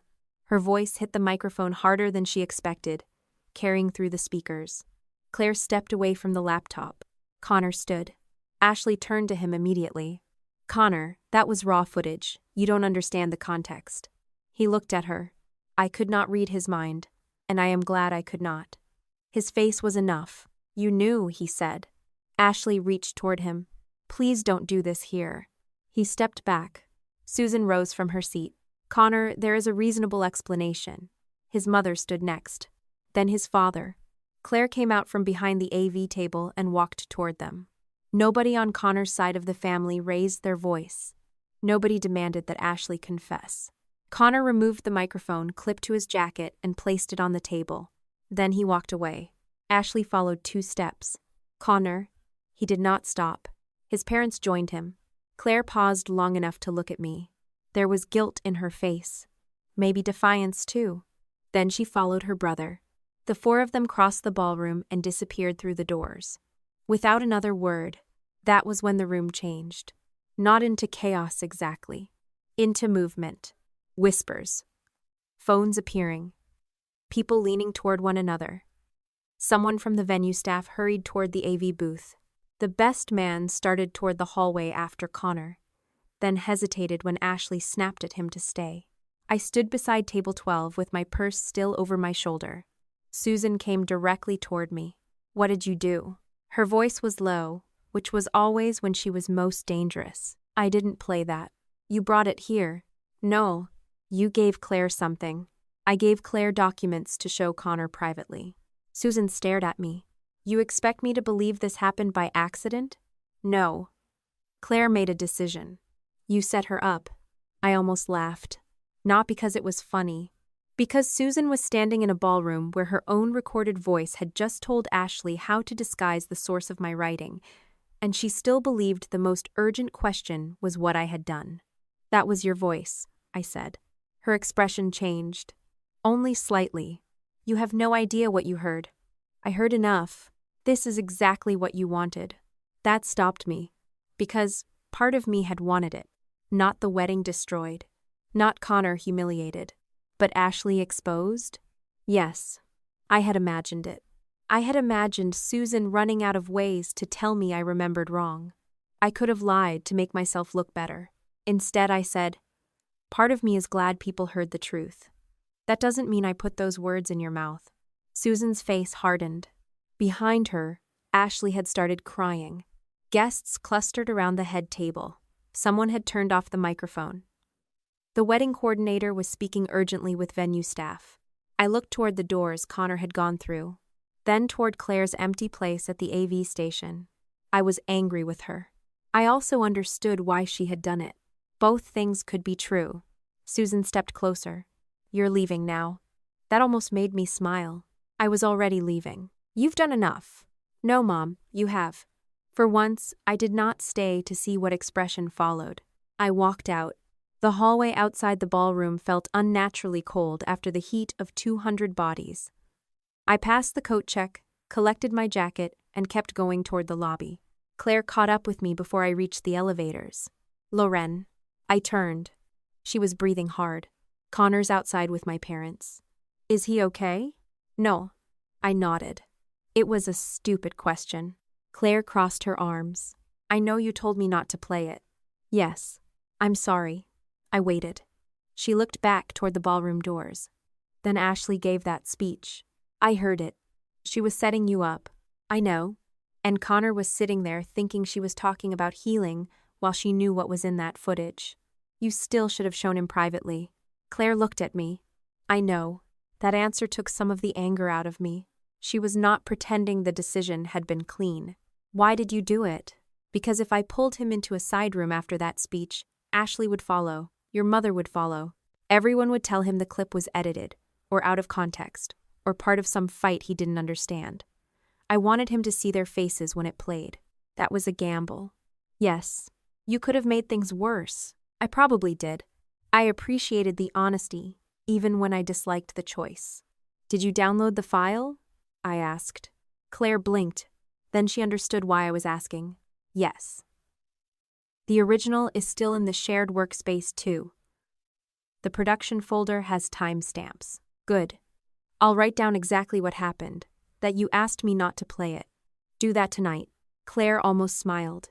"You really do turn everything into documentation. Tonight feels like a good night for it."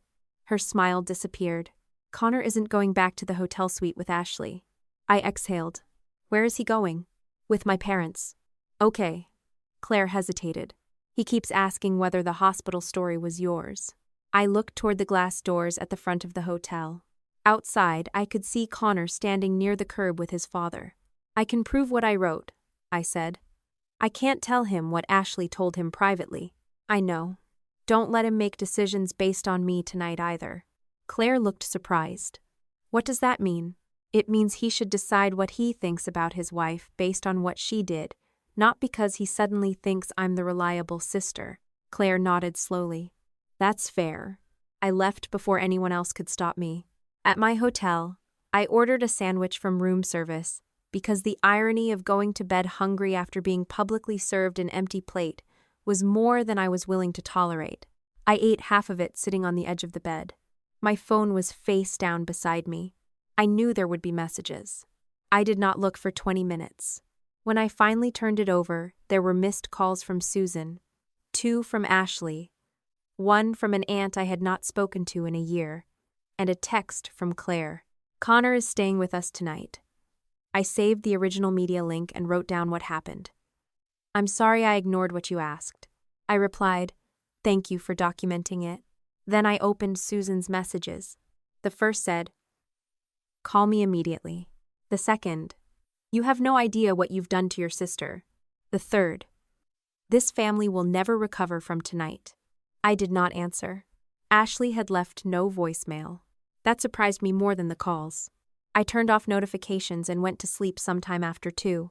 At 6:48 the next morning, I woke because the room was too bright. For several seconds, I forgot where I was. Then I saw the cream-colored card on the desk. I had taken it with me. Not family. My phone showed 32 notifications. That number sounds dramatic. Most were not. A few messages from relatives. Several social media tags. 2 emails. People from the wedding had obviously begun talking. The first thing I opened was not a message. It was Ashley's public statement. She had posted it before sunrise. It began with gratitude for everyone who had supported her and Connor during what she called a deeply painful private family incident. Then came the line I knew was meant for me. Last night, private footage was weaponized by an estranged relative who has spent years trying to punish our family for remembering the past differently. I read it twice. Ashley never used my name. She did not need to. Her readers already knew there was an older sister. They knew Elle. They knew exactly which role she had written for me years ago. The next paragraph called her memoir an emotional reconstruction of shared family experiences, and said that private documents had been taken out of context to sabotage one of the happiest days of her life. By the time I reached the bottom, the post already had hundreds of comments. Some questioned her. Some defended her. Several were asking who the estranged relative was. I closed the app. The previous night, a ballroom full of people had finally heard something Ashley could not rewrite while they were listening. By morning, she was already trying to rewrite it anyway. That was when I understood the video had not ended anything. It had only moved the fight from a ballroom into the one place Ashley had always been strongest. Her version of the story. By 7:30 that morning, I had already made the first decision Ashley did not expect from me. I stopped reading the comments. That sounds small, but it mattered. Ashley had spent years building an audience that knew her version of our family before they knew my name. If I walked into that crowd trying to correct every assumption, I would spend the rest of my life arguing with strangers about chapters they believed were evidence. I took screenshots of Ashley's statement, saved the time it was posted, and locked my social media accounts. Then I put my phone on the other side of the hotel room and finished the sandwich I had ordered the night before.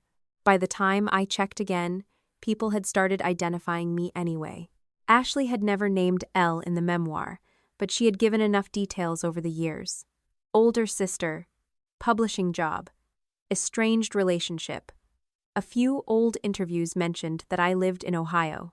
Someone found a photograph from Susan's birthday, 2 years earlier, and posted it under a discussion thread about the wedding. From there, it did not take long. Most of what I saw was unpleasant, rather than dangerous. She looks exactly like I imagined Elle. Imagine ruining your sister's wedding because you're jealous of her career. People like this always think everyone else is the narcissist. A few people asked reasonable questions about the footage. Others pointed out that Ashley had never actually explained why Susan referred to Lauren's scans. Those comments disappeared beneath hundreds of arguments about whether memoir required literal truth. I saved the messages that crossed from ugly into threatening. The rest I ignored. At 9, I emailed my supervisor and told her I would be working from home for the next 2 days. I gave her the shortest, truthful explanation possible. My sister was involved in a public dispute connected to published material. My name had begun circulating online, and I did not expect it to affect my work but wanted the company to hear from me before someone else contacted them. She called 15 minutes later. Do I need to worry about reporters showing up? No. That sounded confident. It's not a national scandal. It's mostly people who follow Ashley's books and speaking work. Do I need to worry about you? That question took me longer to answer. I'm angry, I said. I'm not falling apart. Good. If anyone contacts us, legal will handle it. Do your job and stay off the internet. I was planning to. She paused. For what it's worth, you've never struck me as someone who hijacks wedding projectors. I laughed despite myself. That wasn't me, I assumed. Then she went back to discussing a textbook deadline, which was exactly what I needed. Ordinary work turned out to be useful. There was something comforting about fixing references and standardizing headings while my sister's followers debated whether I was secretly obsessed with destroying her. Facts did not care how many people believed them. Around noon, I received an email from the publisher. The subject line read, "Formal source review." They had moved beyond the preliminary verification that had first brought them to me. The wedding footage had obviously accelerated things, but the email did not mention the reception. It said the publisher was conducting a review of the provenance and permissions attached to specific material in Ashley's first book and current manuscript. They requested only what was relevant. Original files for a limited number of disputed passages. Creation dates and available metadata. Any records showing whether I had granted Ashley permission to use them. I appreciated the restraint. They did not ask for my entire journal archive. I was not going to give it to them if they had. Before responding, I searched for an attorney. Not because I wanted to sue Ashley that afternoon. I did not even know whether litigation would ever make sense. I needed someone who understood publishing agreements and intellectual property well enough to keep me from making a decision because I was furious. By the end of the day, I had scheduled an initial consultation with a Columbus attorney who handled publishing disputes. The consultation cost money. I paid it. That mattered to me more than I expected. There had been a time when I would have tried to handle everything myself because paying someone else felt wasteful. That instinct was another version of control. If I did everything myself, I never had to trust anyone with the outcome. This time, I wanted qualified advice. The next morning, Connor called. I stared at his name for several seconds before answering. Hi. His voice sounded exhausted. Can we talk? Yes. There was a long pause on his end. I watched the clip again. I did not ask how many times. Okay. Claire sent me the original link and the packet you gave her. I told her she could show you. I know. Another pause. I need to ask you something, and I need you to tell me if the answer is complicated. That depends on the question. The hospital chapter. I closed the document I had been editing. What about it? Was that your experience? The language I can prove is mine. The event Ashley describes in the book is changed. That isn't what I asked. No, it isn't. He exhaled. I could have given him the emotional answer he wanted. I could have said yes. That was my night. My fear, my loneliness, and Ashley let him fall in love with a version of her built from it. But the truth was more precise. The emergency room experience happened to me, I said. Some details in the book are different. The sentence you talked about publicly came from my journal. He was silent. When we met, he said eventually. She told me that chapter was one of the hardest things she had ever written because she had never told anyone what happened. I closed my eyes. That's something she told you. I can't verify it. You don't have to. Yes, I do. He sounded almost angry. Why? Because I'm not going to become reliable by saying more than I know. That stopped him. A few seconds later, his voice changed. Fair. He told me he was staying with Claire for the moment. Ashley had called repeatedly. Susan had called too.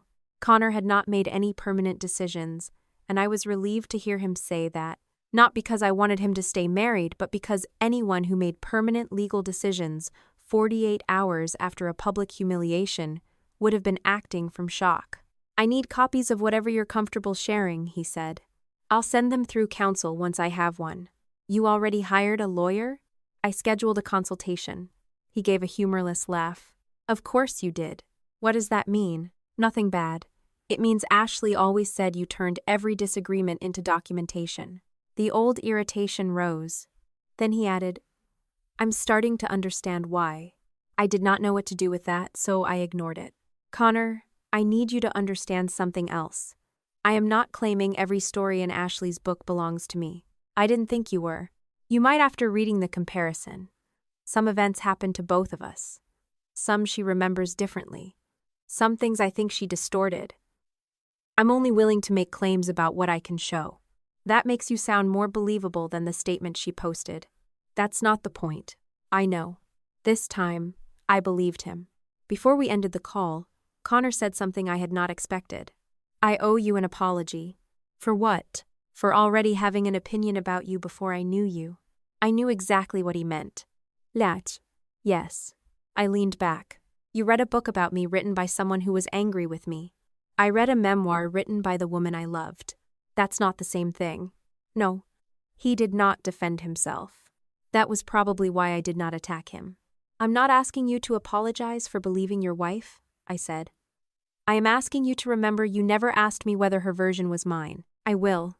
After we hung up, I sat with that conversation longer than I wanted to. Connor was not my ally.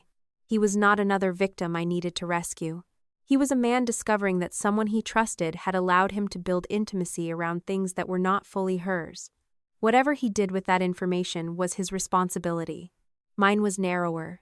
Prove what belonged to me. Protect what had not yet been taken. By the end of the week, my attorney had formally entered the correspondence with Ashley's publisher. The difference was immediate. Instead of me receiving scattered requests, everything became organized. The publisher identified the passages under review. I supplied original files and metadata through counsel. They acknowledged receipt. Nothing happened instantly. That frustrated me. Part of me wanted a clean answer within 24 hours. Yes, Ashley copied this. No, she did not. Suspend the book. Correct the record. My attorney reminded me that a publisher had to review contracts, source representations, manuscript histories, and whatever documentation Ashley produced in response. You want them to do this carefully, she told me. I want them to do it correctly. Correctly takes longer than angrily. I did not enjoy hearing that, which probably meant I needed to.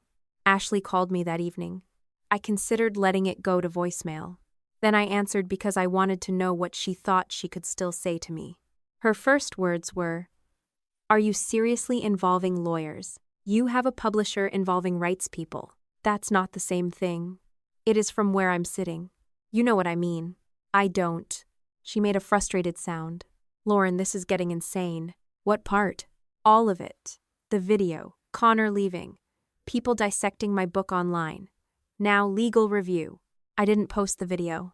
You brought the accusation to my wedding. I brought documents to show Connor privately. You knew exactly what would happen. No, Ashley. I expected Claire to do what I asked. You expect me to believe that? I don't need you to. That silence again.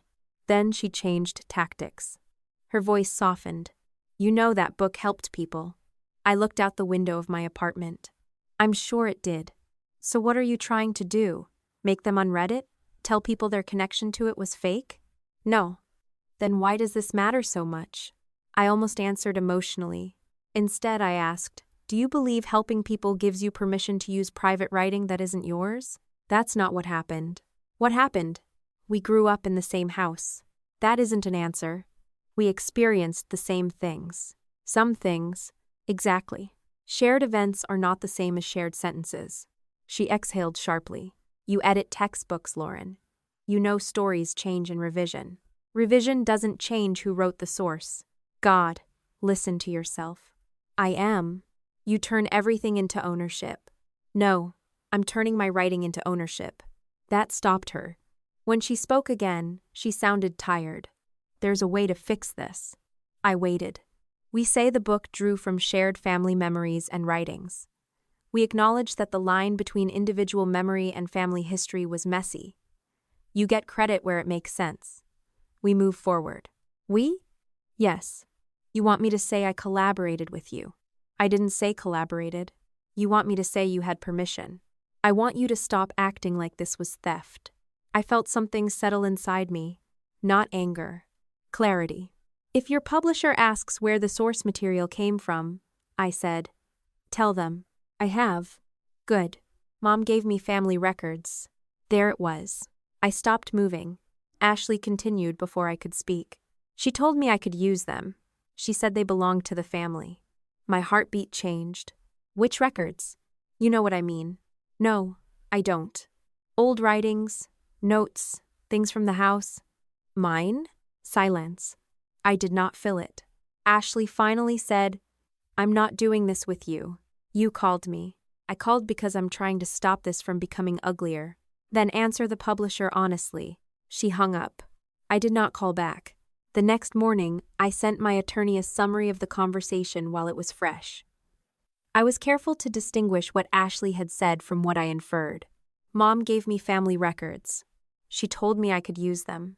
That was the first time Ashley had directly connected Susan to the material in a conversation with me. Still not proof. But now, I knew what defense Ashley was building. Permission, not denial. That changed the review. 2 days later, the publisher requested source documentation from Ashley's side, supporting her claim that she had been authorized to use family material. My attorney explained that if Ashley was relying on permission, she would need to show where that permission came from and what exactly Susan had supposedly been authorized to give her. I did not expect Ashley to produce anything useful. I was wrong. The first indication came through a short email from my attorney. The publisher has identified source notes attached to several early drafts. Some contain the initials SM. I read it 3 times. Susan Miller. It was obvious. Too obvious. I called immediately. Do we know SM is my mother? No. It has to be. It probably does. That's not the same answer. No. Which is why we are not treating initials as proof. I smiled despite everything. You're irritating. That is part of the service. She explained that Ashley's side was preparing records to support the claim that she had received materials in good faith from a family archive. The publisher had asked for original correspondence where available. That afternoon, they produced the first batch. I did not receive Susan's entire private email account. I did not receive years of unrelated messages. The publisher's rights team reviewed the material, redacted what was not relevant, and sent my attorney only the pages necessary for source verification. The subject line of one email chain was visible. More material. Sender, Susan Miller. Recipient, Ashley Miller. There were several attachments. I recognized the file names immediately. Blue room, ER night, kitchen floor. 3 names from folders I had created myself. My attorney called before sending me the redacted copy. I want you to understand what this does and does not prove. It proves she had the files. It strongly supports that she sent files with names matching yours. We still verify metadata and content. I know. There's more. I gripped the edge of my desk. What? Your mother commented on the material. I did not answer. My attorney continued carefully. Not just, here are some old family records. She appears to have marked sections and suggested changes. For several seconds, all I could hear was the low hum of my computer. The same kind of sound I had once written about after an argument in my mother's kitchen. I had spent weeks asking how Ashley got my journals. Now the answer was sitting in an email chain Ashley herself had produced because she thought it would prove she had permission. My mother had not simply found the door. She had opened it. And according to the documents waiting in my attorney's inbox, she had apparently stood there telling Ashley which parts of my life to carry through. My attorney sent the redacted email chain the next morning. I opened it at my dining table with a cup of coffee I forgot to drink. The subject line was exactly what I had already seen. More material. Susan had sent the email to Ashley 2 years before the first memoir was published. The attachments carried file names I recognized, because I had named them myself. Blue room, ER, night, kitchen floor. A fourth file had an abbreviated title I used for a series of entries from college. The body of Susan's email was less dramatic than I expected. That made it worse. There was no confession. No sentence saying, "I stole Lauren's journals for you." My mother wrote the way people write when they have already decided their behavior is reasonable. I marked a few sections that could work. Change dates and names where necessary, especially anywhere I'm too recognizable. The hospital material is strong, but I would move the setting. Some of this is very emotional because Lauren wrote when she was upset, so keep that in mind. I read the paragraph again. Then I printed it. I do not know why. The file was already preserved. My attorney had it. The publisher had it. Printing added nothing legally. I think I needed to hold something. The next email in the chain came from Ashley. Did Lauren ever talk about using any of this? Susan answered less than an hour later. Not seriously.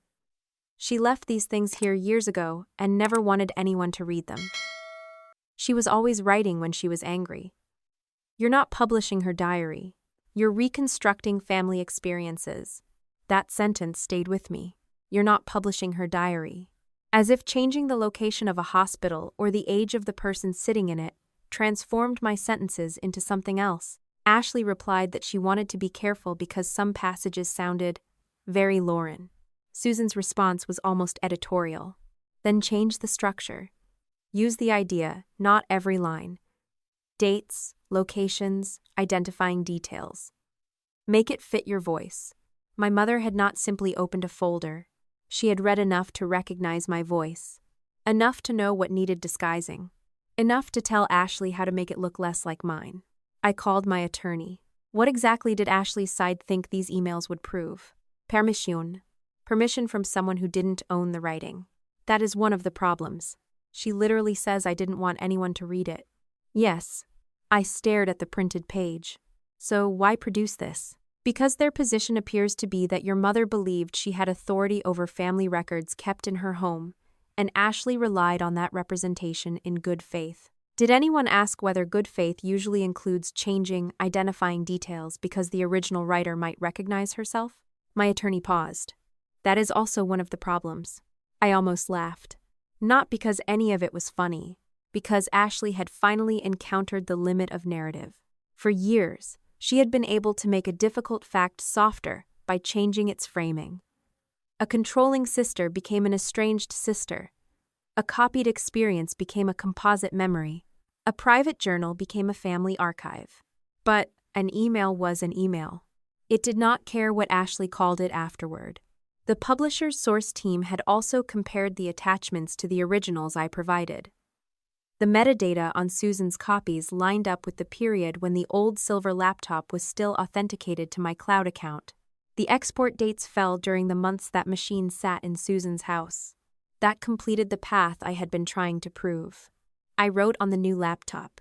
The file synchronized to the old one. Susan possessed the old one. She asked Matthew how to unlock it. Files were exported while it was in her house. Susan emailed those files to Ashley. Ashley later used language from them. There were still questions about how much had been copied and where. But the central mystery was no longer a mystery.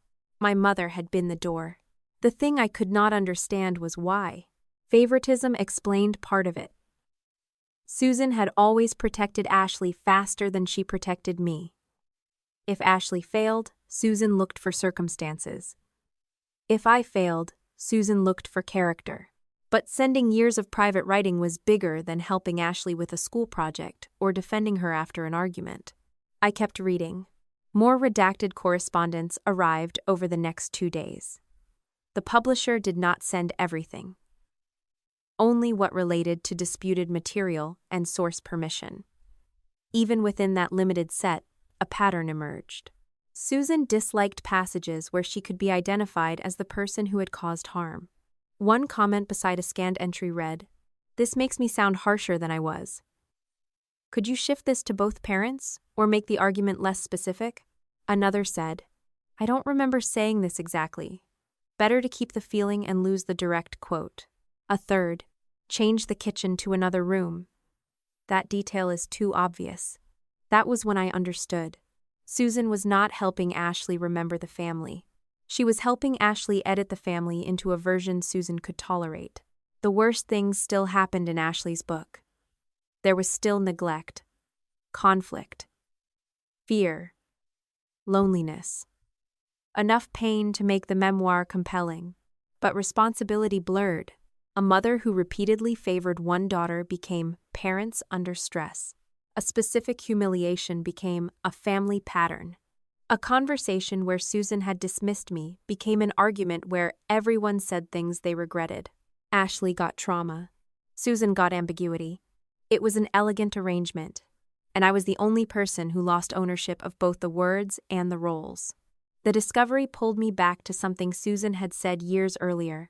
I was 27 and had driven to her house after work because she called to say I was avoiding the family. Ashley had moved to Chicago by then. Dad was no longer living with Susan, and every holiday invitation had become a negotiation. Susan asked why I still seemed angry about things that happened when we were younger. I told her I was not angry all the time. I simply did not want to repeat the same patterns. She rolled her eyes. You write everything down when you're upset and then treat it like evidence. I remember looking at her across the kitchen counter. You've never even read those journals.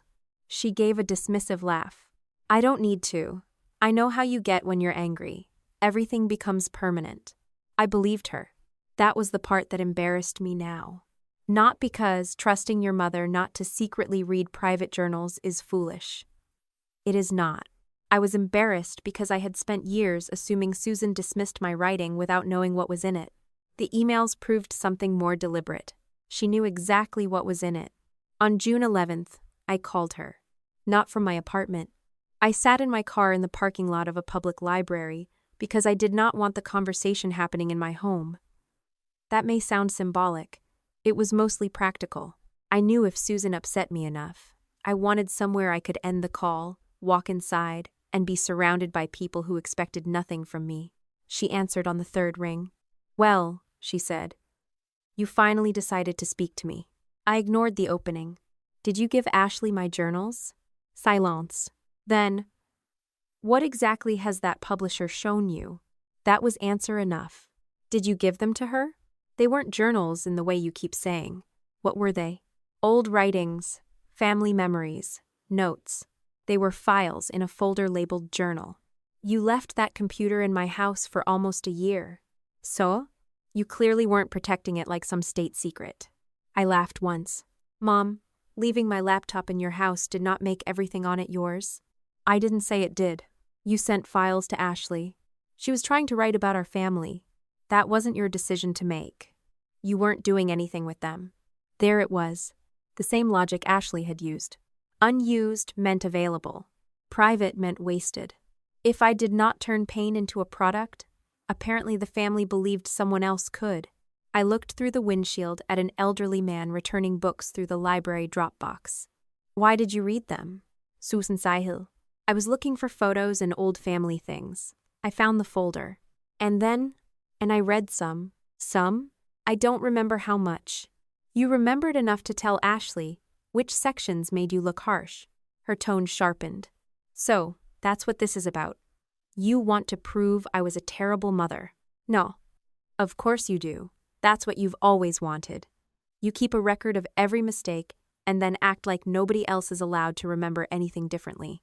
I could feel the old version of myself arriving, the one who would have started listing examples.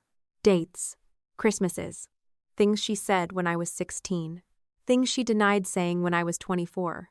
I almost did it. Then I remembered what the call was actually about. I'm asking why you gave my writing to Ashley. Because she was writing a book. That isn't an answer. She needed material to reconstruct things. She needed my material. You were there for the same childhood. That still doesn't make my sentences hers. Susan exhaled loudly. You are making this so much uglier than it was. You told her to change dates and places. Because memoir changes details.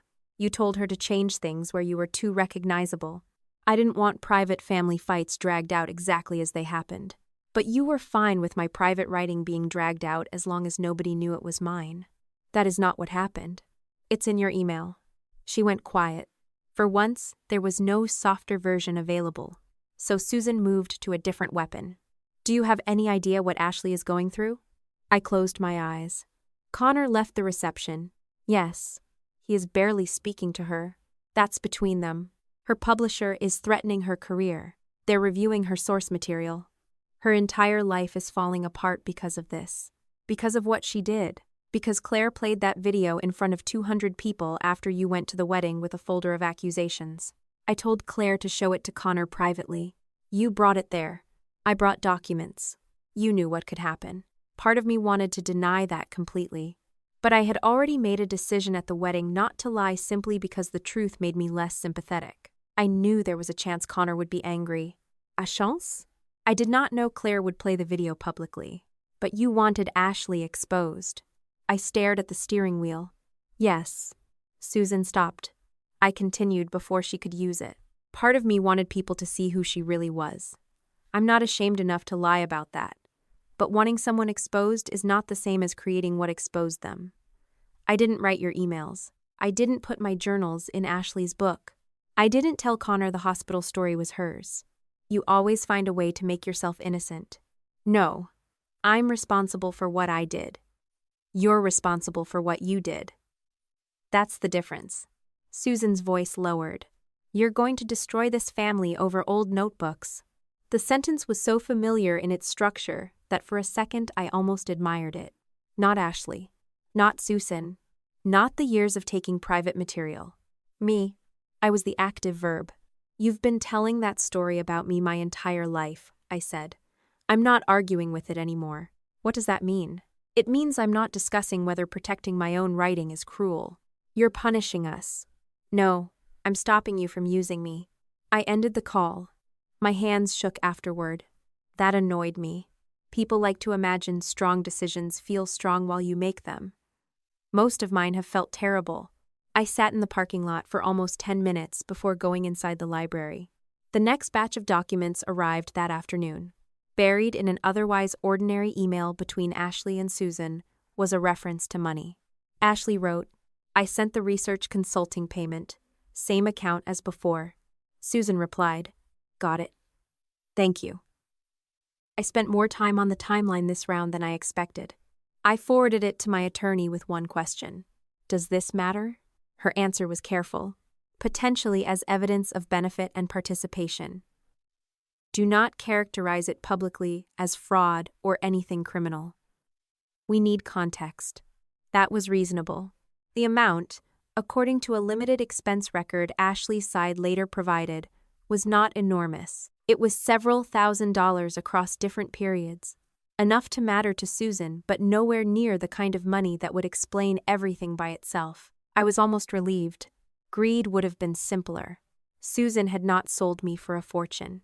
She had been paid for what she called helping reconstruct family history. The payment made her involvement harder to minimize, but money was not the heart of it. Control was. Ashley needed material. Susan needed the material altered. Each gave the other something. The final document I received that week was the one that broke through the last part of my anger and left something colder underneath. My attorney called before sending it. There's an email included in the source material that originated from you. To Ashley? No, to your mother. When? College. I knew before I opened it that I was going to recognize the words. I did not expect to remember the room. I was 19, sitting on the floor beside my dorm bed with a cheap desk lamp on because my roommate was asleep. I had just gotten off the phone with Susan. I do not remember what the argument started over. I remember crying quietly because I hated crying where anyone could hear me. Then I wrote my mother an email. Not a journal. An email meant for her. I had not thought about it in years. The subject line was simply, "Please read this." The message was longer than I remembered. Embarrassingly earnest. 19-year-old me trying to sound reasonable enough to deserve comfort. Near the middle, I had written, I don't think you know how alone I feel when every argument ends with me being told to understand everyone else. I'm tired of being the person who has to be fine because Ashley is allowed not to be. I stared at the sentence until the words blurred. Susan had never replied. Not that night. Not the next morning. Not ever. For years, I used that silence as proof she had probably skimmed the email or avoided it because she did not know what to say. The source package contained the same email, forwarded by Susan to Ashley years later. Above it, Susan had written, "This might fit near the hospital section. The language about being expected to be fine is strong. You can probably generalize it." I read the note once. Then again. I had spent years believing my mother did not understand how much certain things hurt because I had never found the right way to explain them. I had explained them. Clearly. In writing. She read the words. She kept them. She did nothing with them when they were a daughter, asking for help. Years later, when the same words became useful to Ashley's book, Susan recognized their value immediately. That was the moment something inside me finally settled. Ashley stealing my writing was betrayal. Susan giving it to her was betrayal. But this was different. My mother had known I was hurting while it was happening. She had simply found my pain more useful as material than as a reason to change. By the middle of June, the publisher's review had become slower and more formal, which was probably a good thing for everyone except me. I had spent weeks learning exactly how Ashley got my writing, and once I knew, some irrational part of me expected the rest to move with the same speed. Instead, there were calls, document requests, questions about versions, requests for confirmation, and long stretches where nobody told me anything, because people whose job was to be careful were being careful. My attorney reminded me of that before a source interview with the publisher. "They are not asking you to prove that Ashley is a bad person," she said. "They are asking what you wrote, when you wrote it, whether you gave permission, and how the disputed language moved from your files into hers." I told her I understood. She looked at me for a moment and said, "Understanding it and behaving like you understand it are different things." She had figured me out quickly. The call lasted almost 90 minutes. A rights editor, someone from legal, my attorney, and I went through a small number of passages, one by one. I did not send them entire journals. I showed the original files, the dates, the cloud history we had already preserved, and the email chain Susan had provided to Ashley. When a passage described an event both Ashley and I had lived through, I said so. When the event was hers but the wording was mine, I said that too. When I could not know for certain, I said exactly that. It was harder than I expected. Not because the questions were hostile. They were not. It was hard because I had spent most of my life believing precision would eventually force everyone else to admit what happened. Now, precision required me to say, over and over, that some things could not be proved. I could prove a sentence. I could prove a file existed before the book. I could prove Susan sent it. I could not prove what Ashley remembered independently before she read my writing. At one point, the rights editor asked about a kitchen scene I had marked as heavily altered.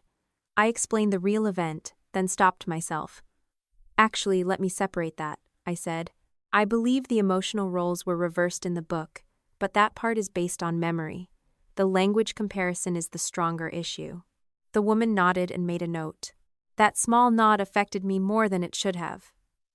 Nobody argued. Nobody told me I was being dramatic. Nobody said Ashley remembered it differently, and therefore we should all move on. I gave them the strongest fact I had, admitted where the fact ended, and the conversation continued. After the call, I sat in silence for a few minutes. For most of my life, I had believed being believed required certainty. I was beginning to understand that credibility sometimes came from knowing where certainty stopped. Connor called that evening. We had spoken twice since the wedding. Both conversations had been brief and mostly practical. He had given a statement to the publisher confirming how Ashley had described the memoir to him, and he had asked for nothing from me beyond the documents my attorney approved. This time, he sounded different. "Do you have a few minutes?" "Yes. I've been trying to figure out whether I should say this at all." "That usually means you should probably say it once and then stop." He laughed quietly. "You really are exactly as advertised in some ways. That sounds dangerous. I don't mean the book. Good recovery." There was a pause before he continued.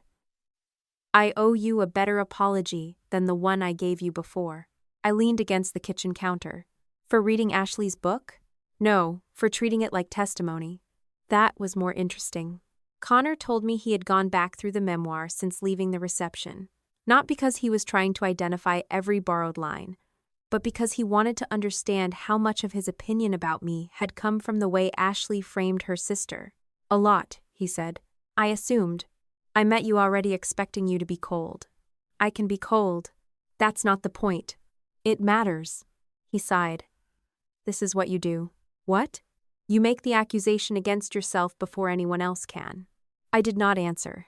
He continued. Ashley told me you disappeared whenever things got difficult. She said you used silence to punish people. She wasn't entirely wrong, but she never told me what happened before you disappeared. Sometimes that would have made me look better. Sometimes it wouldn't. Lauren. What? I'm trying to apologize. I know. Then stop helping me qualify it. That made me smile despite myself. All right. Connor told me that before we had ever met, he had expected me to resent Ashley's success. He had expected every clipped answer I gave to contain jealousy. When I did not volunteer personal information, he saw secrecy. When I left Susan's birthday dinner early 2 years before, he assumed I was proving something. Did Ashley tell you why I left? She said you were angry because people were talking about her book. I closed my eyes.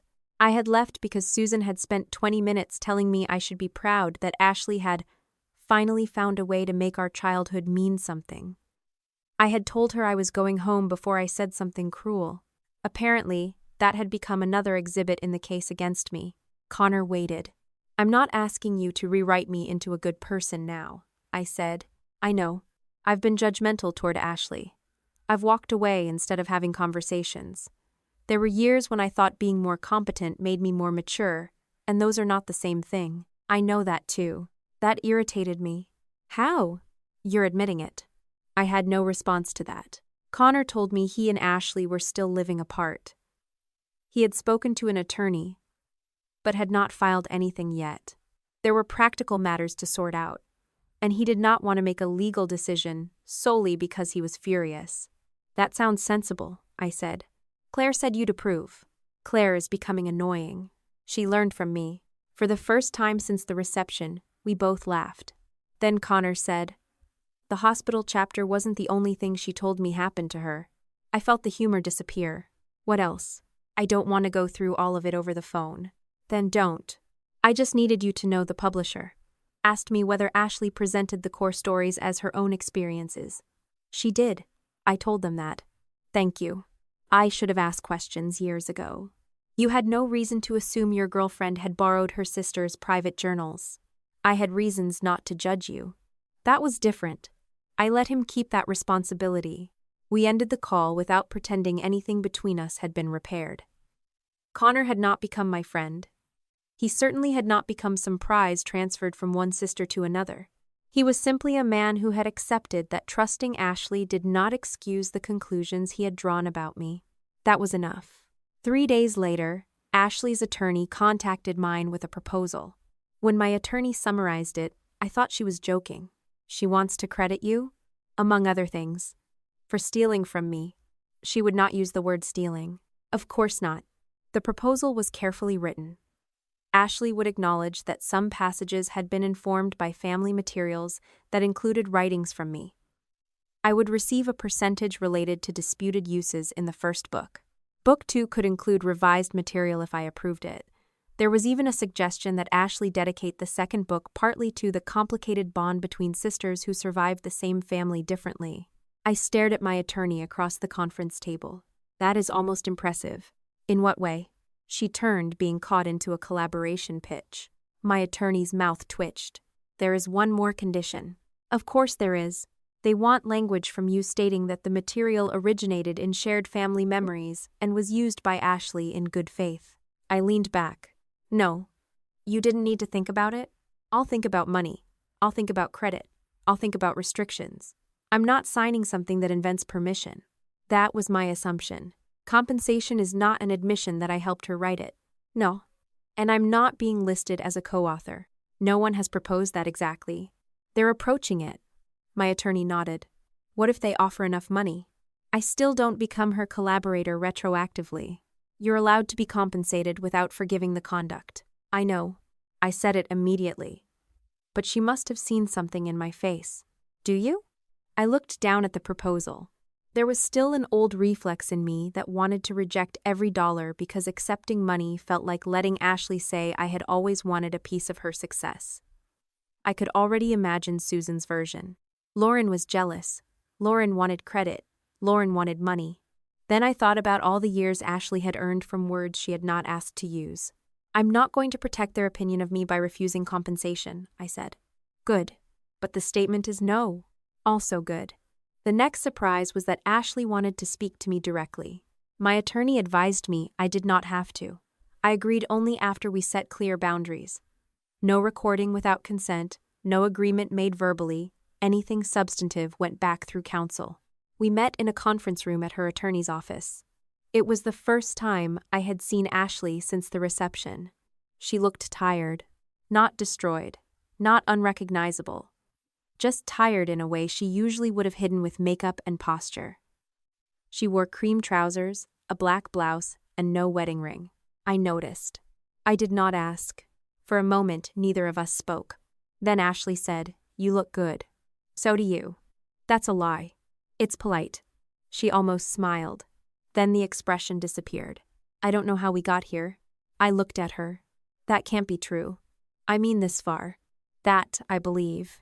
Ashley folded her hands on the table. "My lawyer thinks we should stop talking about feelings." Probably good advice. I don't care right now. Also probably expected. She leaned back. "I used something Mom gave me. At first, that's all it was." "One passage?" "Yes." "Which one?" "The kitchen." I did not react. Ashley continued. "I was writing an essay. It wasn't working. Everything sounded generic. Mom sent me something you had written and said you were never going to use it. You knew I wrote it. I knew you wrote that passage. And you used it. I changed it." "You changed details." "Yes. Not the same thing." She gave me an exhausted look.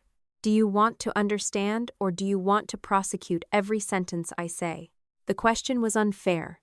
It was also familiar enough to hurt. I forced myself to stop. "Go ahead." Ashley looked down at her hands. "The essay did well, really well. People responded to it. An editor contacted me. Then Mom sent more things. And at no point did it occur to you to ask me?" "Of course it did." That answer was somehow worse. "Then why didn't you?" "Because you would have said no." "Yes. I know." There was no defense hidden inside that sentence. For a moment, Ashley looked almost relieved to say it. "I told myself they were family stories," she continued. "I told myself you had written down things we both lived through. Mom said the same thing, and you weren't doing anything with them." I stared at her. There it is again. "What?" "Doing something." Ashley frowned. "You think because I didn't monetize them, they were abandoned." "That isn't what I meant." "It's exactly what you meant." She pushed back from the table slightly. "You wrote hundreds of pages and locked them away. What was the point?" The question made me angrier than almost anything else she had said. "The point was that I needed to write them." "And then what?" "Nothing." Ashley shook her head as though that answer was incomprehensible. "That's what I never understood about you. You would write something that could make someone feel less alone, then hide it in a folder. You had all of this language, all of these observations, and you did nothing with them. I lived with them. I made people care." There it was. Not an excuse invented by lawyers. The thing Ashley actually believed. "I made those experiences useful," she said. "People wrote to me. Women told me the book helped them understand their mothers. Sisters told me they finally felt seen. That mattered." "I'm sure it did. Then why is that irrelevant to you?" "It isn't irrelevant. It just doesn't give you permission." Ashley's face tightened. "You always reduce everything to permission." "Because you didn't ask. You knew I was writing. I didn't know you were writing me." The room went quiet. Ashley looked away first. For the first time, I understood what she envied about me. It was not money. She had more. It was not attention. She had spent years getting it. Ashley had always been able to make people like her. I had always been able to sit alone with myself. Maybe not happily. Maybe not gracefully. But I knew what was mine even when nobody applauded it. Ashley needed an audience to confirm who she was. My journals had given her a voice people responded to.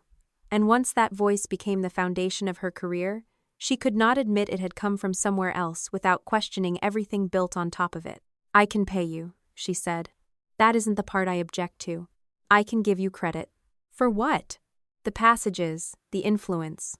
Whatever language you want. I don't want your dedication. That isn't fair." I almost laughed. "Fair? I'm trying to fix this." "No, you're trying to preserve the book." Her eyes flashed. "It's my career. I know. My life. I know. My marriage is already—" She stopped. I did not finish the sentence for her. Ashley pressed her lips together. "You get to sit there because you have nothing to lose." That landed harder than she intended. I felt myself go cold. Then I made myself answer honestly. "You're right about one thing. I didn't build my career around these journals. You did. That means your consequences are bigger." She looked at me. "That doesn't mean I caused them."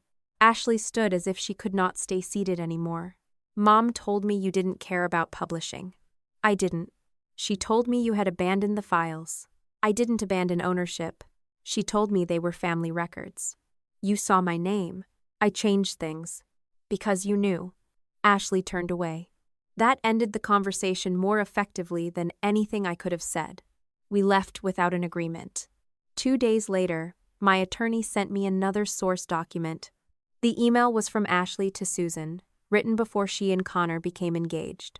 Ashley had written, "If Connor ever compares this to Lauren's original, he's going to think I let him believe something that wasn't mine."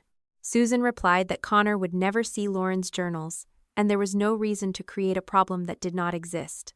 I read the exchange twice. It was devastating. Not because it proved the writing issue more strongly than the documents we already had. We had enough for that. This was devastating because it proved Ashley understood exactly what Connor believed and knew that belief was not entirely true. My first instinct was immediate. Send it to Connor. My second was worse. Send it to everyone. For one ugly minute, I imagined what would happen if that email became public. Ashley's statement about shared memories would collapse. Her followers would see that she had privately worried about being caught. Connor would know she had discussed his misunderstanding with Susan and consciously left it alone. I opened a new email. I attached the document. Then I stopped. What did it prove that needed proving? Ashley knew the hospital language originated with me. We already had evidence of that. Ashley allowed Connor to misunderstand. The raw video and his own statement already addressed that. The email was powerful, mostly because it would humiliate her. That was not the same as necessary. I deleted the draft. Then I called my attorney. "Keep this in the file." "Of course. I don't want it released beyond whoever actually needs it for the review." "That is already the default." "Good." She paused. "You sound disappointed." "I am." "With what?" "That. I wanted to use it." "You're angry. That doesn't make every decision I make while angry acceptable." "No." I looked at the document one last time before closing it. I don't want to become someone who sees private pain and immediately asks how useful it can be. My attorney was quiet. Then she said, "That seems like an important line to know." It was. By the end of June, the fight had shifted again. Ashley's lawyers formally argued that she had relied on Susan's assurance that the files were part of a family archive she was authorized to share. Susan, suddenly facing questions about her own role, began distancing herself from that claim. Through the documentation provided to the publisher, her position became narrower. She had given Ashley background. She had helped reconstruct timelines. She had never told an adult professional writer to copy anyone. Ashley was responsible for how material appeared in the final manuscript. I read the two positions side by side. For weeks, Ashley and Susan had presented one story. Shared memories. Shared family history. Good faith use. Now that the same story might cost them something, the word shared was disappearing very quickly. Ashley's position was becoming, "Mom told me I could." Susan's position was becoming, "Ashley decided what to do with it." They were no longer defending the same version. And for the first time since the publisher contacted me, I understood I might not have to pull them apart myself. All I had to do was stop letting either of them put me in the middle when they started pulling away from each other. By the last week of June, people had stopped asking whether Ashley had used my writing and started asking when I was going to tell my side. The invitations came from places I would never have expected to know my name. A podcast about memoir ethics, a newsletter that covered publishing controversies, 2 women who ran a popular online community about family estrangement. One producer offered to record from my apartment so I would not have to travel. Another said they could blur journal pages on screen while I read selected passages aloud. Everyone framed it as an opportunity to reclaim my voice. That phrase should have appealed to me. Instead, every time I read it, I thought about Ashley. She had built an entire career around reclaiming a voice that was partly mine. I declined every interview. Not forever. I made no promises about forever. I simply said the rights review was ongoing, and I would not publish private material while it was being examined. The response surprised some people. One producer wrote back that public transparency could help me. I stared at that sentence for a while. Transparency was a useful word when you wanted someone else to expose themselves. I had spent years writing things precisely because I did not want anyone else in the room. Anger, jealousy, fear. Thoughts that were true for 10 minutes and would have been cruel if spoken aloud. There were pages where I sounded wise and pages where I sounded petty.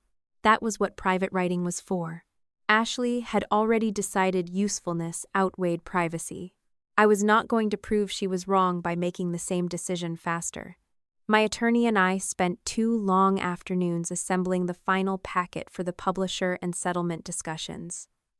We had accumulated far more material than we needed, which turned out to be its own problem. Every document felt important when I looked at it individually. Together, they became noise. So we cut. The blue room stayed. The hospital passage stayed.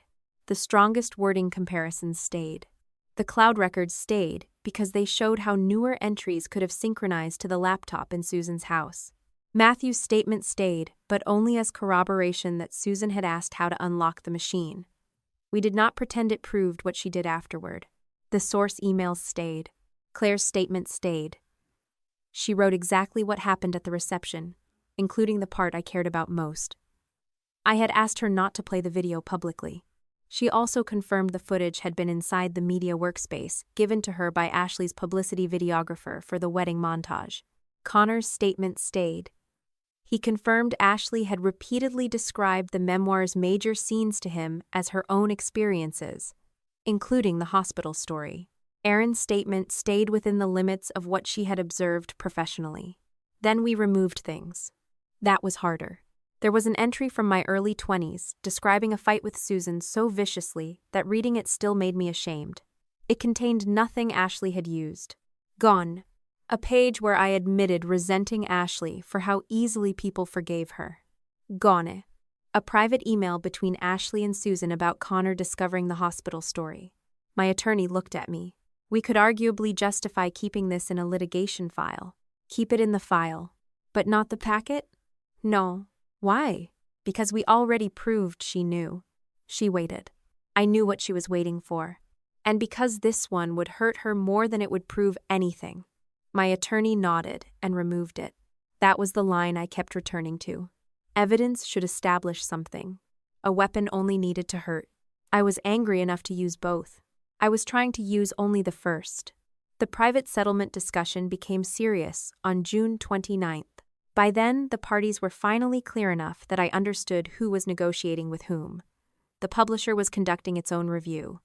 It was not paying me. Susan was not a party to my settlement. Whatever consequences she faced would come from her own relationship with Ashley, the publisher's findings, and the choices the rest of the family made after seeing the records. The proposed private settlement was between Ashley and me. That distinction mattered. I was not selling silence to the publisher. I was not agreeing that Susan had permission to distribute my writing. I was not allowing Ashley to rename plagiarism as sisterly collaboration. The agreement addressed compensation for disputed uses and restrictions on anything Ashley still possessed. My attorney went through the draft line by line. Ashley agrees not to use any remaining unpublished writings originating from you without written permission. Good. She agrees not to characterize you as a collaborator, co-author, or consenting contributor to the existing memoir. Good. Disputed language in future editions will be handled consistently with whatever the publisher determines. I nodded. The amount stays confidential. That's fine. And they want mutual, non-disparagement. I looked up. How broad? Too broad in this draft. Meaning? It could potentially prevent you from accurately describing what happened. No, I assumed. I'm not signing anything that requires me to lie if someone asks whether I gave permission. We'll narrow it. She turned the page. They also want acknowledgement that settlement is not an admission of liability. That's standard. It is.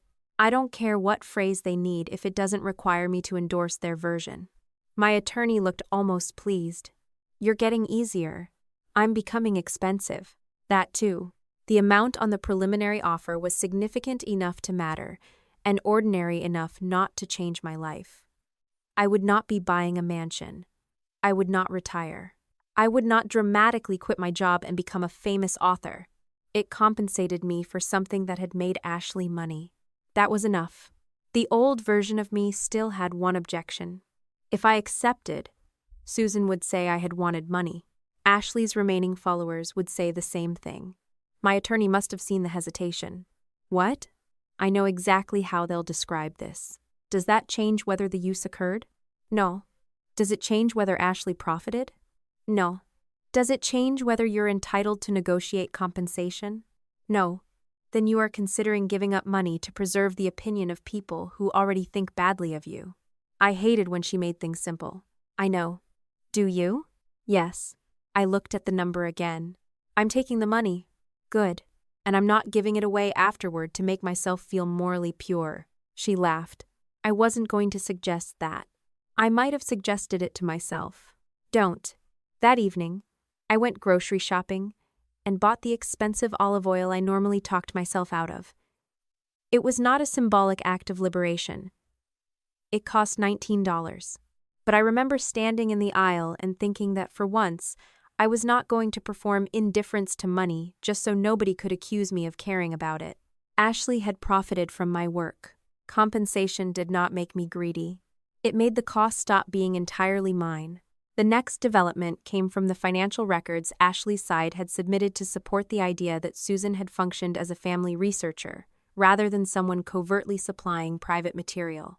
The records were not secret bank statements somebody had hacked. They were expense documents Ashley's own team had produced. There were several entries labeled research consulting. Susan's name appeared beside them. The amounts were modest individually. Together, they added up to several $1,000s over the development of the 2 book projects. We had already seen the email where Ashley wrote that she had sent Susan a consulting payment. The ledger did not reveal a new conspiracy. It simply confirmed a pattern. My attorney called it evidence of participation and benefit. Susan called it reimbursement for time. Ashley's side called it compensation for family research. I called it interesting. Not because I believed Susan had betrayed me for money. If anything, the amounts proved the opposite. She had not done it for enough money. Susan had helped because helping Ashley served something she wanted. The payments merely made it harder for her to pretend she had been a passive mother answering occasional questions. She had reviewed timelines, marked passages, suggested changes, received money for the work. The problem for Susan was not that any one of those things was illegal. The problem was that all of them made her claim that she had merely handed Ashley family context less believable. When the preliminary terms began moving toward resolution, I expected to feel relief. Instead, I felt restless. Ashley still had not accepted one provision cleanly. The future use restriction. Her attorney kept trying to insert exceptions for independently remembered family events. My attorney told me that language was reasonable in principle because I could not forbid Ashley from remembering her own life. I agreed. What I would not accept was a definition broad enough to let her reuse my wording if she changed the setting again. We narrowed it. Events were not mine. My unpublished expression was. By July 2nd, the language was close. That was when Ashley called me directly. I almost did not answer. We had lawyers precisely because direct conversations had become dangerous. Then I saw she had called twice. I answered on the third attempt. What? No, hello. She matched me. Mom is pretending this was all my idea. I leaned against my desk. You have attorneys for this. I'm not talking about the settlement. Then what are you talking about? She's telling people she just answered questions. Like she had no idea what I was doing.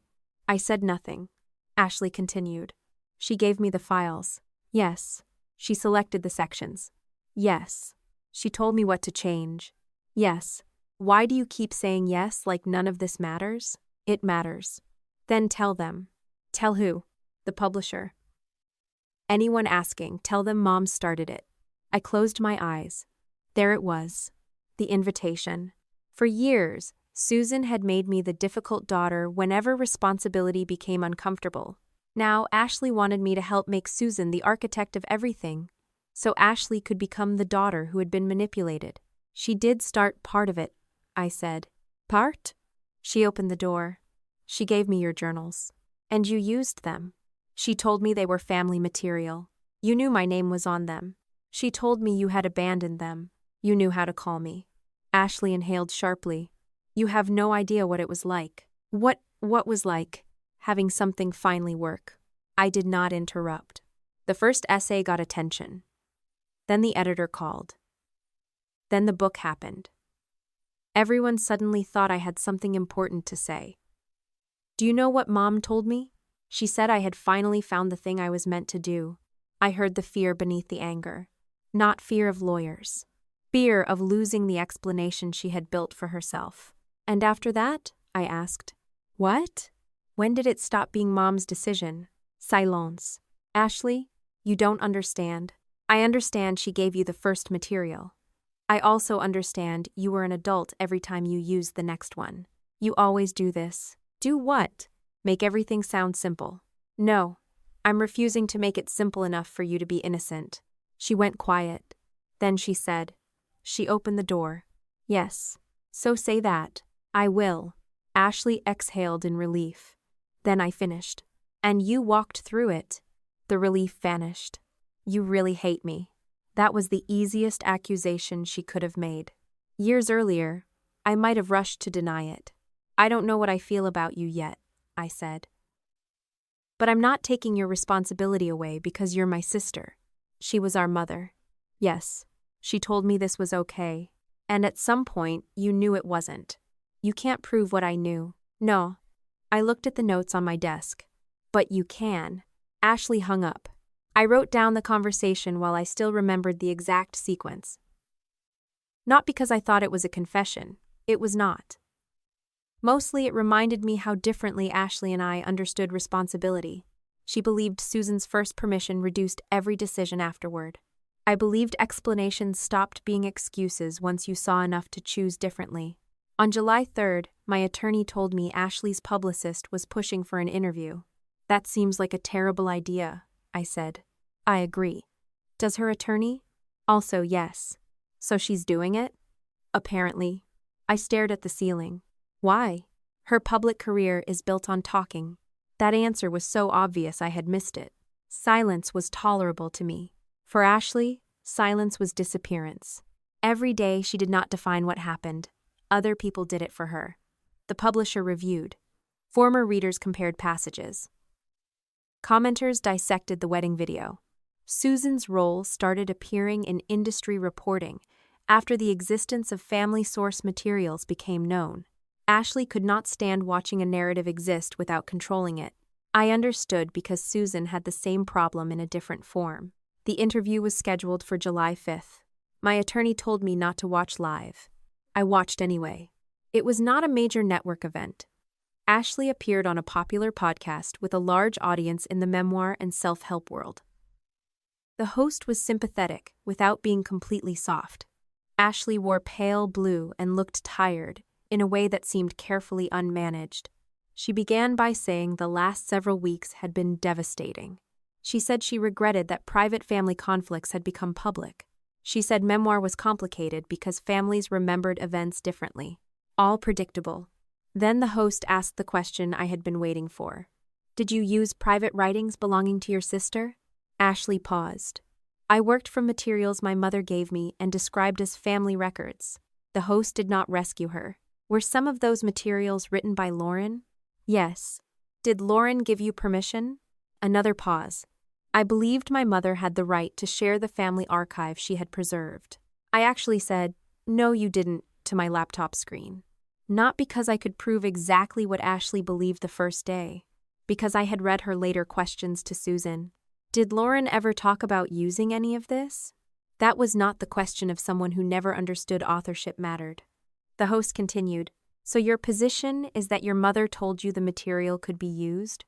Ashley folded her hands. My mother gave me records she described as part of our shared family history.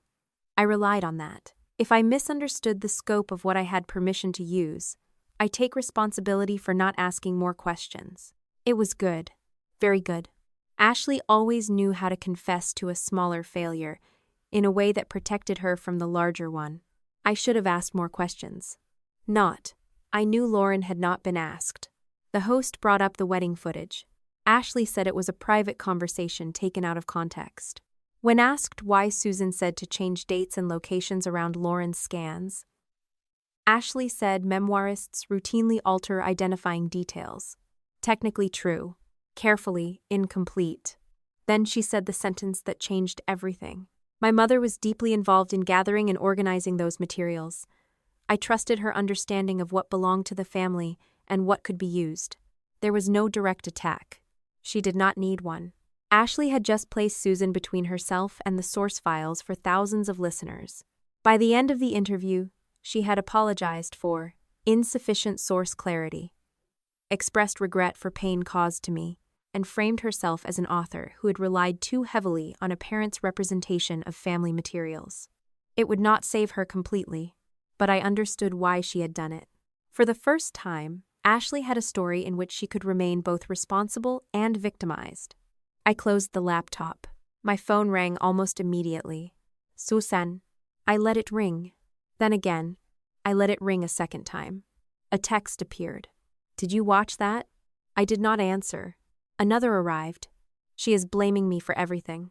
I put the phone face down. A third message came less than a minute later. I turned it over. Susan had written, "If Ashley wants everyone to see the emails, they can see the emails." I read the sentence twice.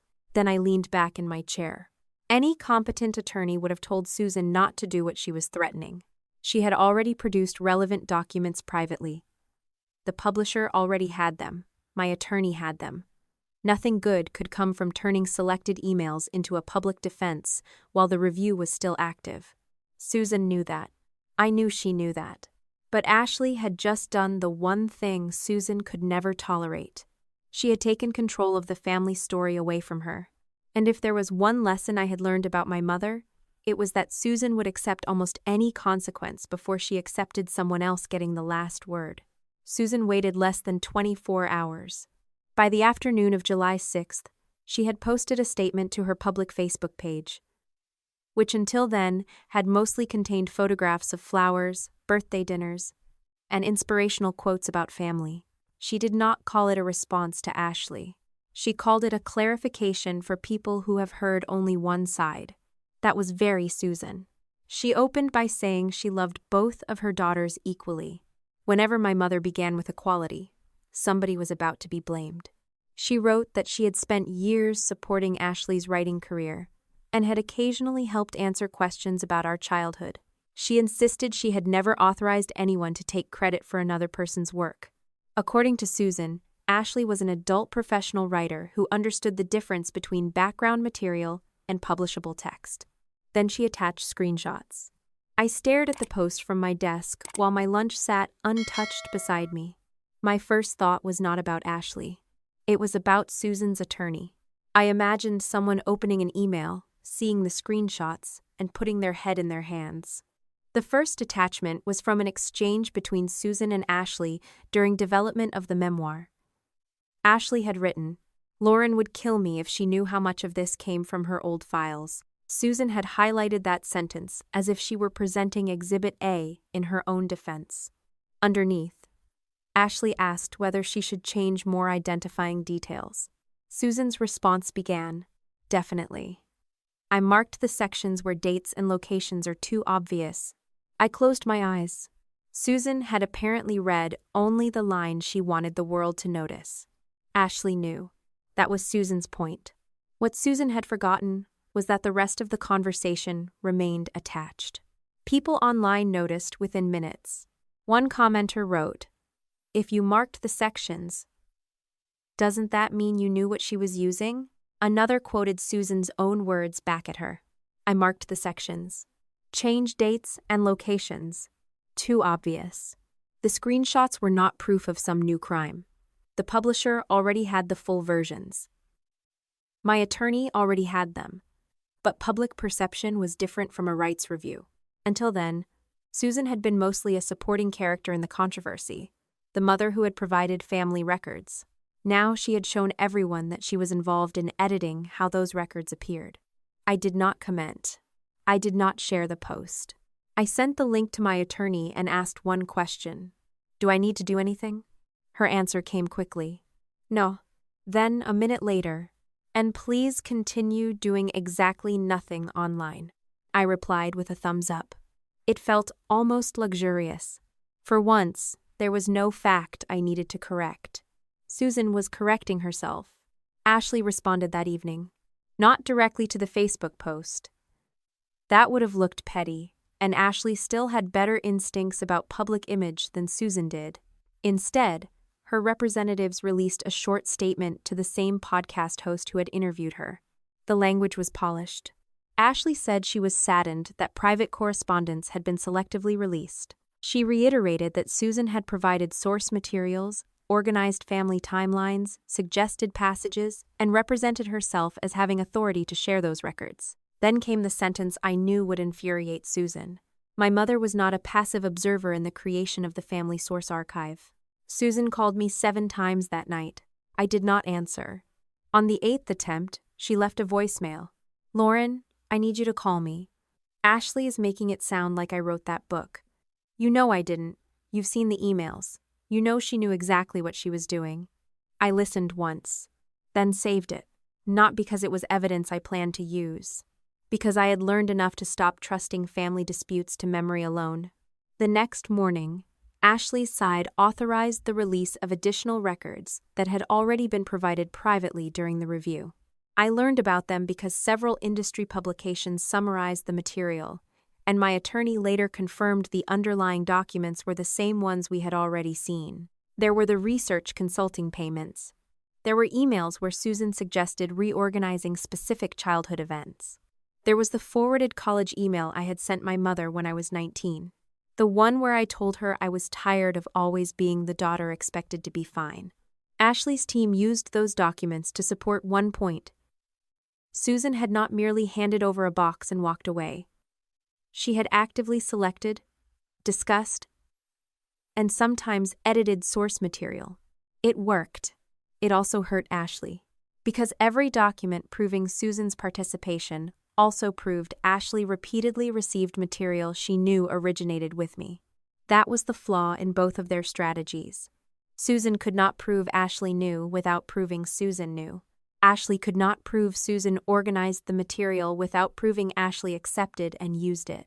They had spent years protecting one another with a shared story. Now each was trying to survive by cutting the other half away. The result was that the whole structure collapsed. I watched it happen without touching it. That was harder than it sounds. There were moments when I wanted to step in, not to help them, to correct them. Susan claimed in one comment that she had never seen the finished manuscript before publication. I had an email proving she had read at least selected chapters. Ashley said in a follow-up statement that she believed all source material had been family cleared. I had correspondence where she explicitly worried I had not been asked. Every instinct I had told me to organize the contradictions and release a clean timeline. I did not. My attorney had already given the relevant records to the people who needed them. The publisher had them. Ashley's counsel had them. Susan's counsel had them. If I stepped into the public argument now, I would become the center of the same narrative machine I had spent months trying to escape. I was not going to spend the rest of July proving which liar was lying more. The publisher made its first major decision on July 9th. Book 2 was no longer moving forward. The notice was brief. The project had been under active source and rights review, and the publisher had decided not to continue publication. They did not write a dramatic statement calling Ashley a fraud. They did not declare every page of her first memoir false. They did what organizations usually do when lawyers are involved. They used careful language. But everyone in the industry understood what the decision meant. Ashley's second book was dead. I learned about it from my attorney before the announcement became public. I expected satisfaction. I felt it. I am not going to pretend otherwise. For about 30 seconds, I felt a clean, vicious pleasure. Ashley had stood across from me and said, "I made people care." Now, the next book she planned to build from material she had no right to use would never be published. Then, the feeling changed. Not into guilt. Into relief. There was a difference. I was relieved she could not use the remaining notebooks. Relieved I would not someday walk into a bookstore and find another private sentence wearing my sister's name. Relieved that stopping her had become institutional rather than personal. The publisher did not immediately remove the first memoir from existence. That would have been both unrealistic and, in some respects, unfair to parts of the book that were genuinely Ashley's. Instead, they began reviewing disputed sections and future editions. Digital descriptions were updated. Certain promotional claims about the memoir's purely autobiographical nature became more cautious. That process took time. By then, I understood that real consequences rarely arrive in one cinematic wave. They come as emails, contract notices, canceled meetings, quiet calls from people who once returned your messages immediately. The second consequence came 4 days later. Ashley's speaking representation suspended her bookings pending review.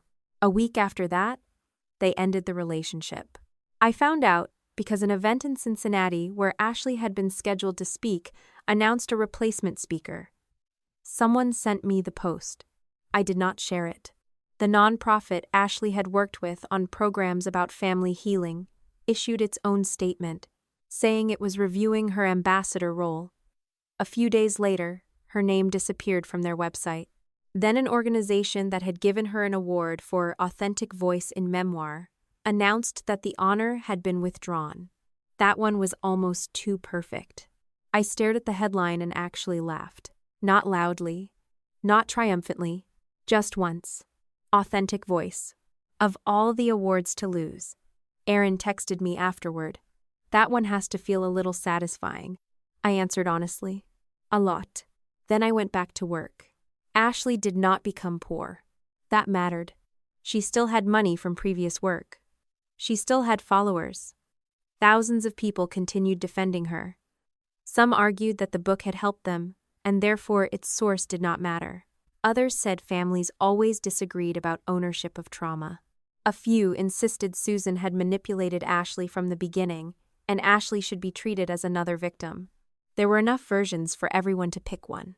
What Ashley lost was not survival. She lost certainty. Before the wedding, when she told a story, people asked how it made her feel. After July, they asked whether it had actually happened to her. That was the cost I thought would follow her longest. Connor filed for divorce in the middle of that month. Claire told me first, then Connor confirmed it himself later that evening. He did not sound dramatic. Filed this morning, he said. I was at my kitchen table going through work email. Okay, that's all you're going to say? What do you want me to say? I don't know. Congratulations feels inappropriate. He laughed, then stopped. It isn't final. I know. My lawyer says this could take a while. I assumed.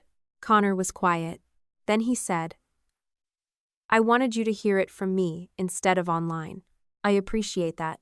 He had been separated from Ashley since the reception.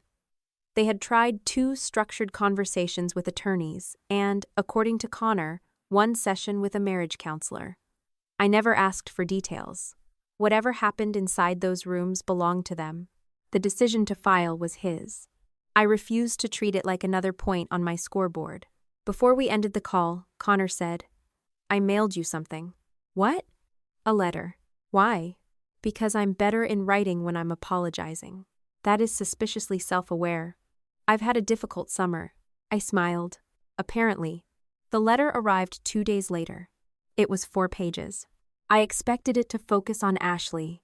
It did not. Connor wrote mostly about me. Not sentimental things. Not admiration. Responsibility. He admitted that he had met me with a version already formed in his head. Ashley had described me as jealous, controlling, emotionally withholding. The memoir had reinforced it. Every interaction afterward had been filtered through that expectation. If I was quiet, he saw coldness. If I disagreed with Susan, he saw aggression. If I left early, he saw punishment. He wrote that trusting Ashley had been understandable. Using that trust to judge someone he had barely spoken to was his own choice. Near the end, he wrote, "I don't expect forgiveness, and I'm not asking for a relationship with you. I only wanted to acknowledge that I treated a story about you as if it were the same thing as knowing you."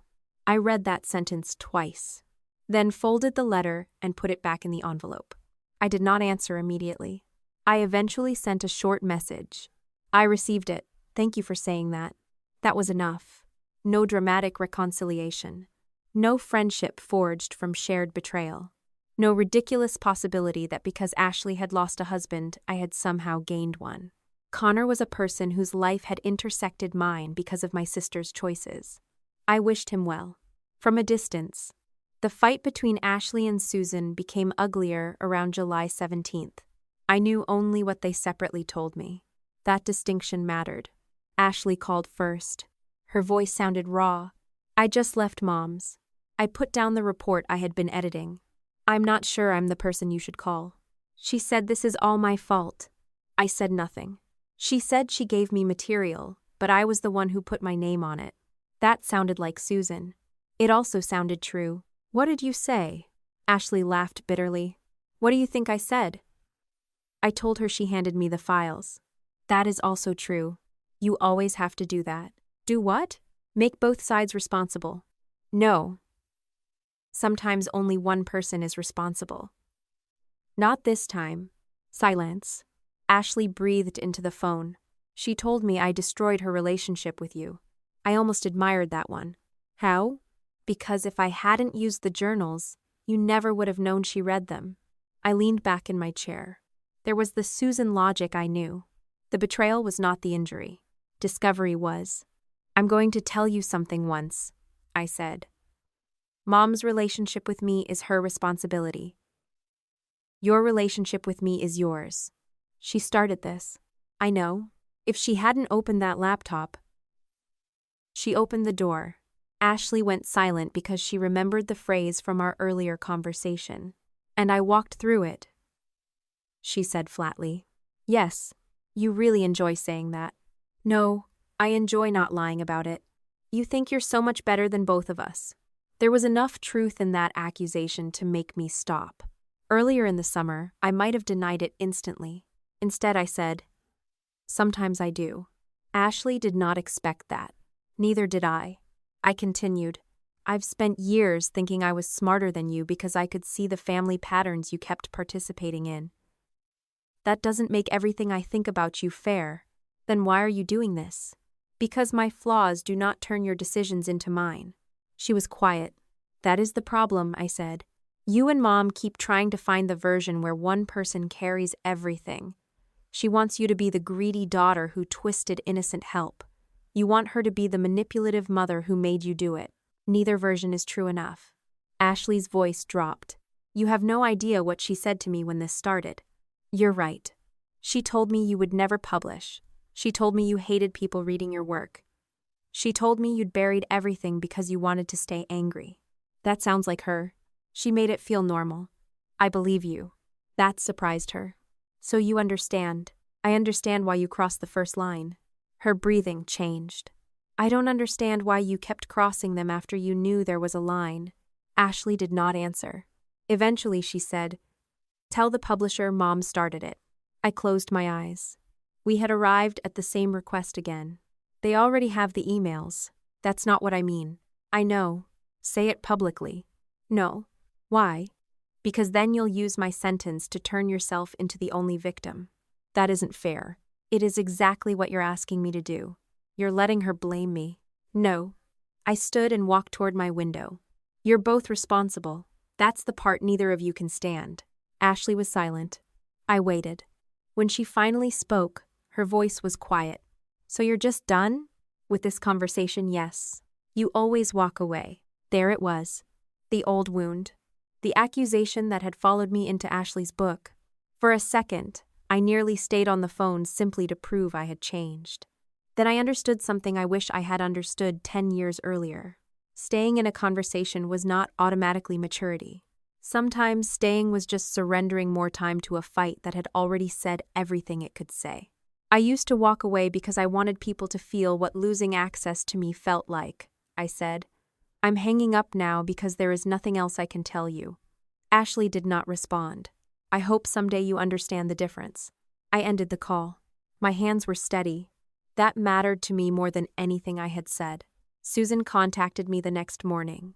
She did not call. She sent a text. Ashley is trying to make me responsible for choices she made as an adult. I stared at it for a moment. Then another message appeared. I should never have given her those files. I know that now. But I never told her to lie about who she was. That was the closest Susan had come to a direct admission. Still not an apology. Not really. An admission arranged to minimize scope. I typed 3 different responses. The first was angry. The second explained too much. The third said, "You gave her writings you knew were mine. She chose to use them." Both things are true. Susan replied, "You always need everything divided into blame." I looked at the message and smiled without humor. No, I thought. I need blame not divided into fog. I did not send that. Instead, I put my phone away. By July 20th, the settlement agreement was almost final. The hardest language had been resolved. Ashley could discuss events from her own life. Obviously, she could not reuse my unpublished wording under the excuse that the event itself was shared. She could not call me a collaborator. She could not claim I had retroactively approved the book. I would receive compensation related to disputed uses. The amount would remain private. The agreement did not require me to pretend nothing happened. My attorney sent me the final draft and told me to sleep on it. I read it twice. Then I did something that would have been impossible for me at the beginning of the summer. I stopped. I did not read it a third time at 2 a.m.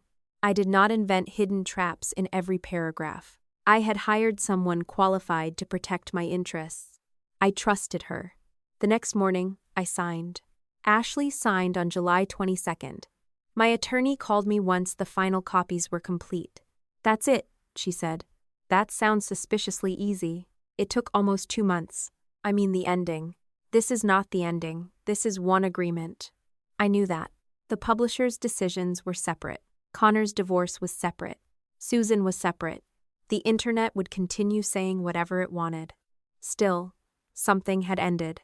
Ashley could no longer use the remaining journals without permission. She could not turn Book 2 into another extension of my private life.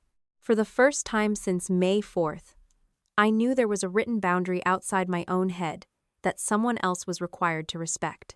I thanked my attorney. Then I opened my banking app and stared at the settlement deposit notification longer than I want to admit. I did not feel dirty. I did not feel bought.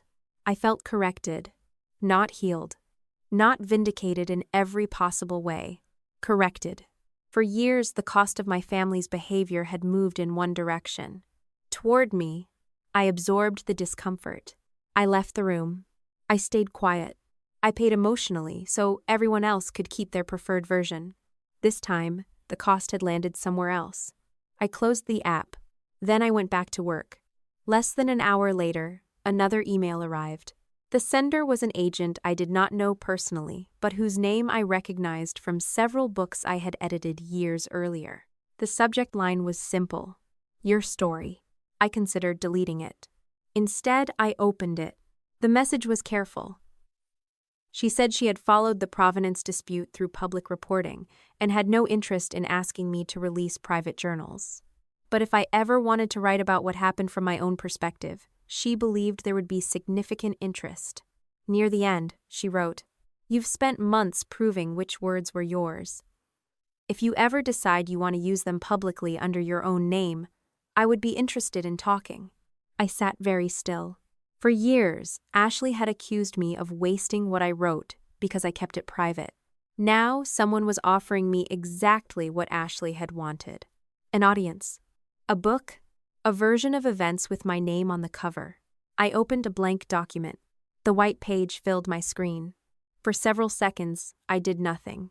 Then I typed my name at the top. Lauren Miller. The cursor blinked beneath it. I looked at the empty page and realized the next decision might be harder than proving any of the ones that came before it. Because this time, nobody was trying to steal my story.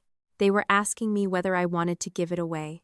For 3 days, the blank document stayed open on my laptop. I did not write the story. I wrote around it. A title I deleted. 2 opening sentences that sounded too angry. A paragraph explaining why Ashley had been wrong that somehow turned into a paragraph proving I had been right. I read it once, hated how much it sounded like testimony, and closed the file. The agent emailed again on July 24. "No pressure," she wrote. "I only wanted you to know the invitation is real." I appreciated that more than she probably understood. For most of that summer, everyone wanted something from my words. The publisher wanted provenance. Ashley wanted shared ownership. Susan wanted context softened. Readers wanted originals. Interviewers wanted revelations. Connor wanted to know which memories he had believed belonged to his wife. Now someone was asking whether I wanted to publish my version. The question sounded generous. It was also dangerous. I had spent months fighting for the right to say my writing belonged to me. It would have been easy to mistake that victory for an obligation to make everything public. I did not answer the agent immediately. Instead, I reread the settlement. Not because I distrusted my attorney.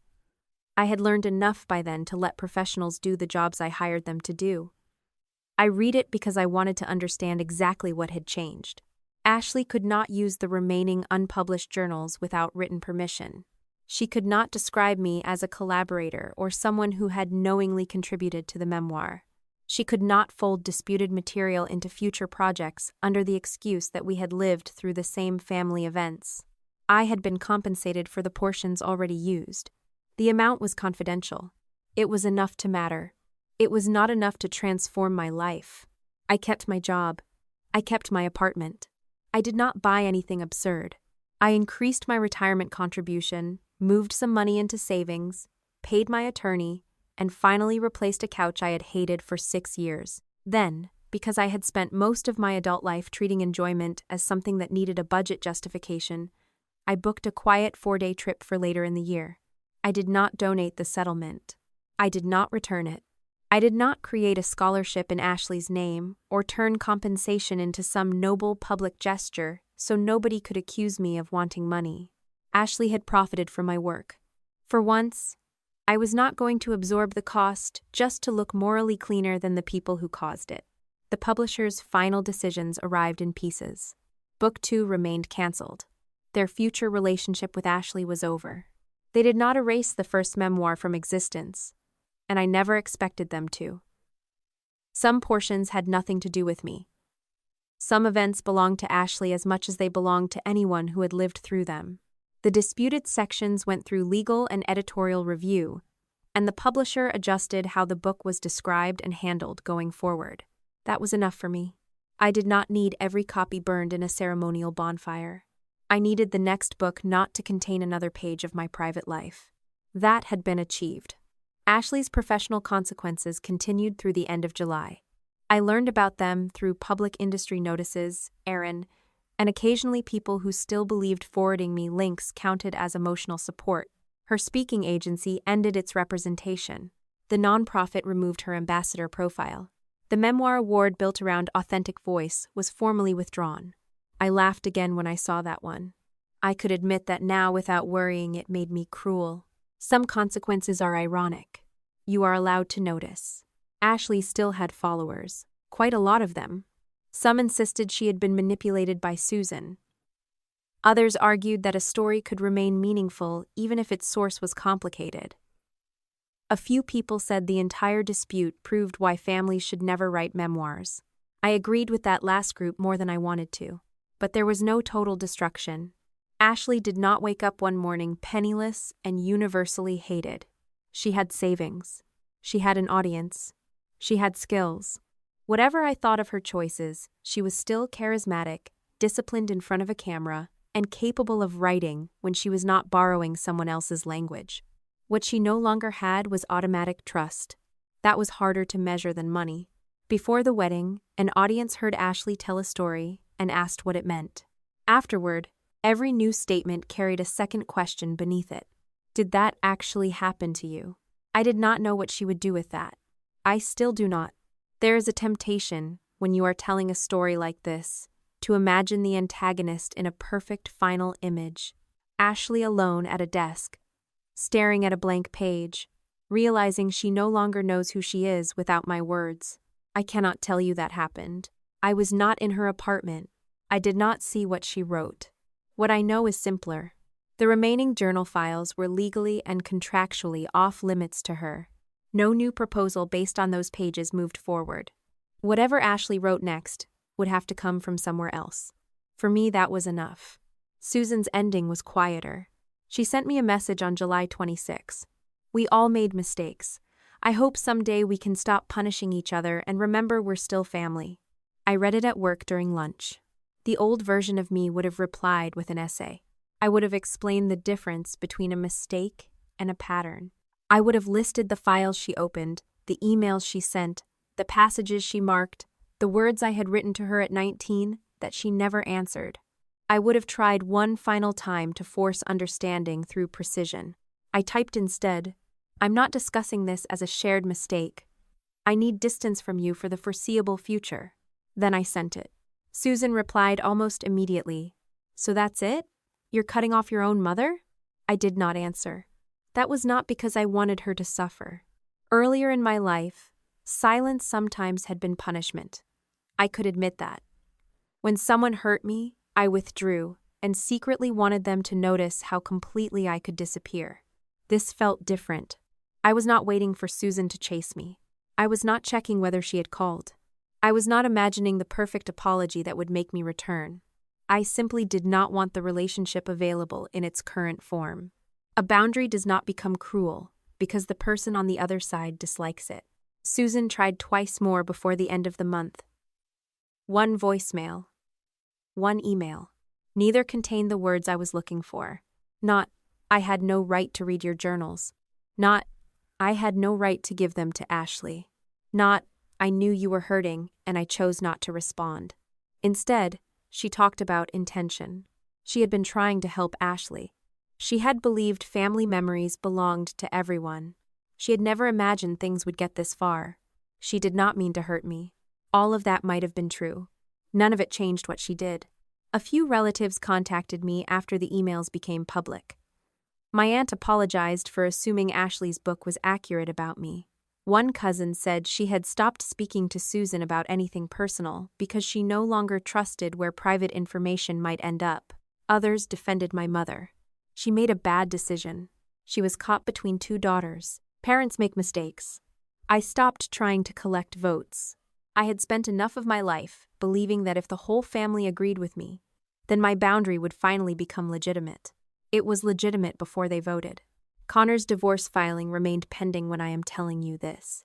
Nothing magical happened to speed it up. He filed. Lawyers handled what lawyers handle. Whatever happened next would happen on their timeline, not mine.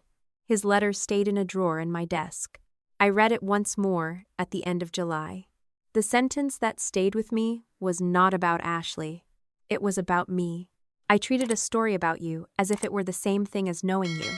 That was one of the few useful things anyone had said that summer that did not come from a lawyer. We had spent years confusing stories with people. Ashley turned my journals into herself. Susan turned my memories into a family version she could live with. Connor turned Ashley's account into an opinion about me. Even I had done it. I had built a version of Ashley in my head where she was shallow because it was easier than admitting she could be talented and still make terrible choices. I had built a version of Susan where she simply did not understand me, because accepting that she sometimes understood and chose differently was more painful. Stories simplify. People do not. That did not erase responsibility. If anything, it made responsibility clearer. Ashley did not need to be talentless for what she did to be wrong. Susan did not need to be a monster. I did not need to be perfectly kind. Nobody had to become a cartoon for the facts to remain the facts. That realization was what finally made the agent's email easier to answer. I wrote back on July 28th. I'm interested in talking someday. But I'm not interested in publishing my journals or writing a tell-all about my family. She replied that those were not the only options. We scheduled a conversation for later in August. No contract. No dramatic announcement. No bestseller waiting around the corner. Just a conversation. That felt right. I started another document. Not the blank one with my name at the top.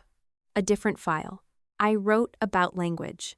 About the strange authority people give a sentence once it appears in print. About how memory changes depending on who is allowed to narrate it. About the difference between sharing an event with someone and owning the words they use to survive it. I wrote 3 pages. Then I stopped because I wanted to. The stopping mattered as much as the writing. A few days later, I opened the evidence folder for what I hoped would be the last time in a while. It had grown enormous. Screenshots, email chains, metadata exports, statements, draft comparisons, legal correspondence. The files had done their job. Near the bottom was the email Ashley had sent Susan about Connor and the hospital chapter, the one I had almost released. If Connor ever compares this to Lauren's original, he's going to think I let him believe something that wasn't mine. I read it again. Publishing it now would still hurt Ashley, probably more than some of the documents already public. It would prove nothing essential that had not already been established. The publisher knew what it needed to know. Connor knew enough. The settlement was signed. The book was canceled. There was no remaining decision that depended on that email becoming public. I moved it into the archive with the rest of the confidential records and closed the folder. I did not delete it. Restraint is not the same as pretending something never happened. I kept evidence because evidence protected me. I simply stopped treating every private fact as ammunition. Then I dealt with the journals themselves. I created multiple secure backups, changed the account credentials again, removed old device permissions, and moved the original physical notebooks into a locked fireproof box. For years, I had thought writing something down was how I kept it. That summer taught me writing was only the first step. You also had to decide who had access. Who could quote it? Who could publish it? Who could transform it? Who got to say no? Especially who got to say no. On July 31st, Claire invited me to dinner. Not at a fancy restaurant. Not anywhere symbolic. A small Italian place near downtown that had terrible parking and excellent bread. Erin was in Columbus for a publishing meeting, so Claire invited her too. I almost declined because the combination felt dangerously close to one of those endings where everyone who helped the protagonist becomes her shiny replacement family. Real life was less organized. Claire and Erin barely knew each other. Claire talked too loudly when she got excited. Erin complained about airline delays for 15 minutes. I got irritated when the waiter forgot my sparkling water and then laughed at myself for caring. It was normal. That was why I liked it. We did not spend the entire dinner discussing Ashley. For the first half hour, we did not discuss her at all. Claire told us about an impossible client at work. Erin told a story about an author who had once argued for 3 days over a chapter title. I complained about a textbook writer who believed the phrase, very unique, should survive editing because his students needed emphasis. Eventually, Claire looked at me. How are you actually doing? Better. That sounded suspiciously healthy. I've had an irritating lawyer. Erin smiled. They're useful. They are. Claire tore a piece of bread. Connor said you answered his letter. Barely. He appreciated it. I'm glad. She nodded and did not push. That was another thing I had learned to value. People who could let an answer end. Our food arrived. Pasta for Claire. Fish for Erin. Chicken and roasted vegetables for me. The waiter placed my plate down and moved on without hesitation. I looked at it longer than necessary. Claire noticed. What? Nothing. Then she followed my eyes to the plate. Her expression changed. Oh. I laughed. Don't. I wasn't going to say anything. You absolutely were. I was going to make a tasteful joke.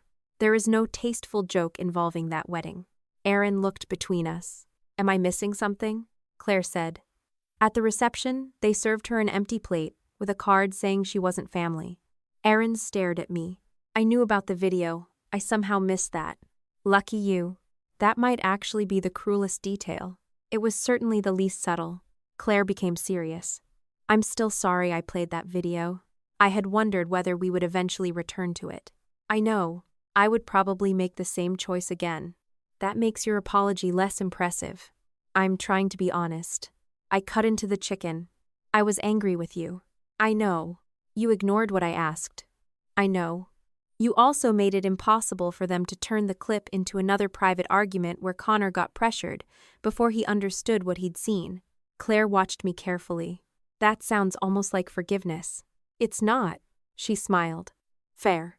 I think you did the wrong thing for reasons I understand. I'll take it. That was enough. We kept eating. At some point I realized nobody had assigned seats. There was no family table. No head table. No place card telling me what category I belonged in. Just 3 adults who had happened to become connected through an ugly situation and decided to share dinner afterward. I looked down at my plate again. Food. Such an ordinary thing.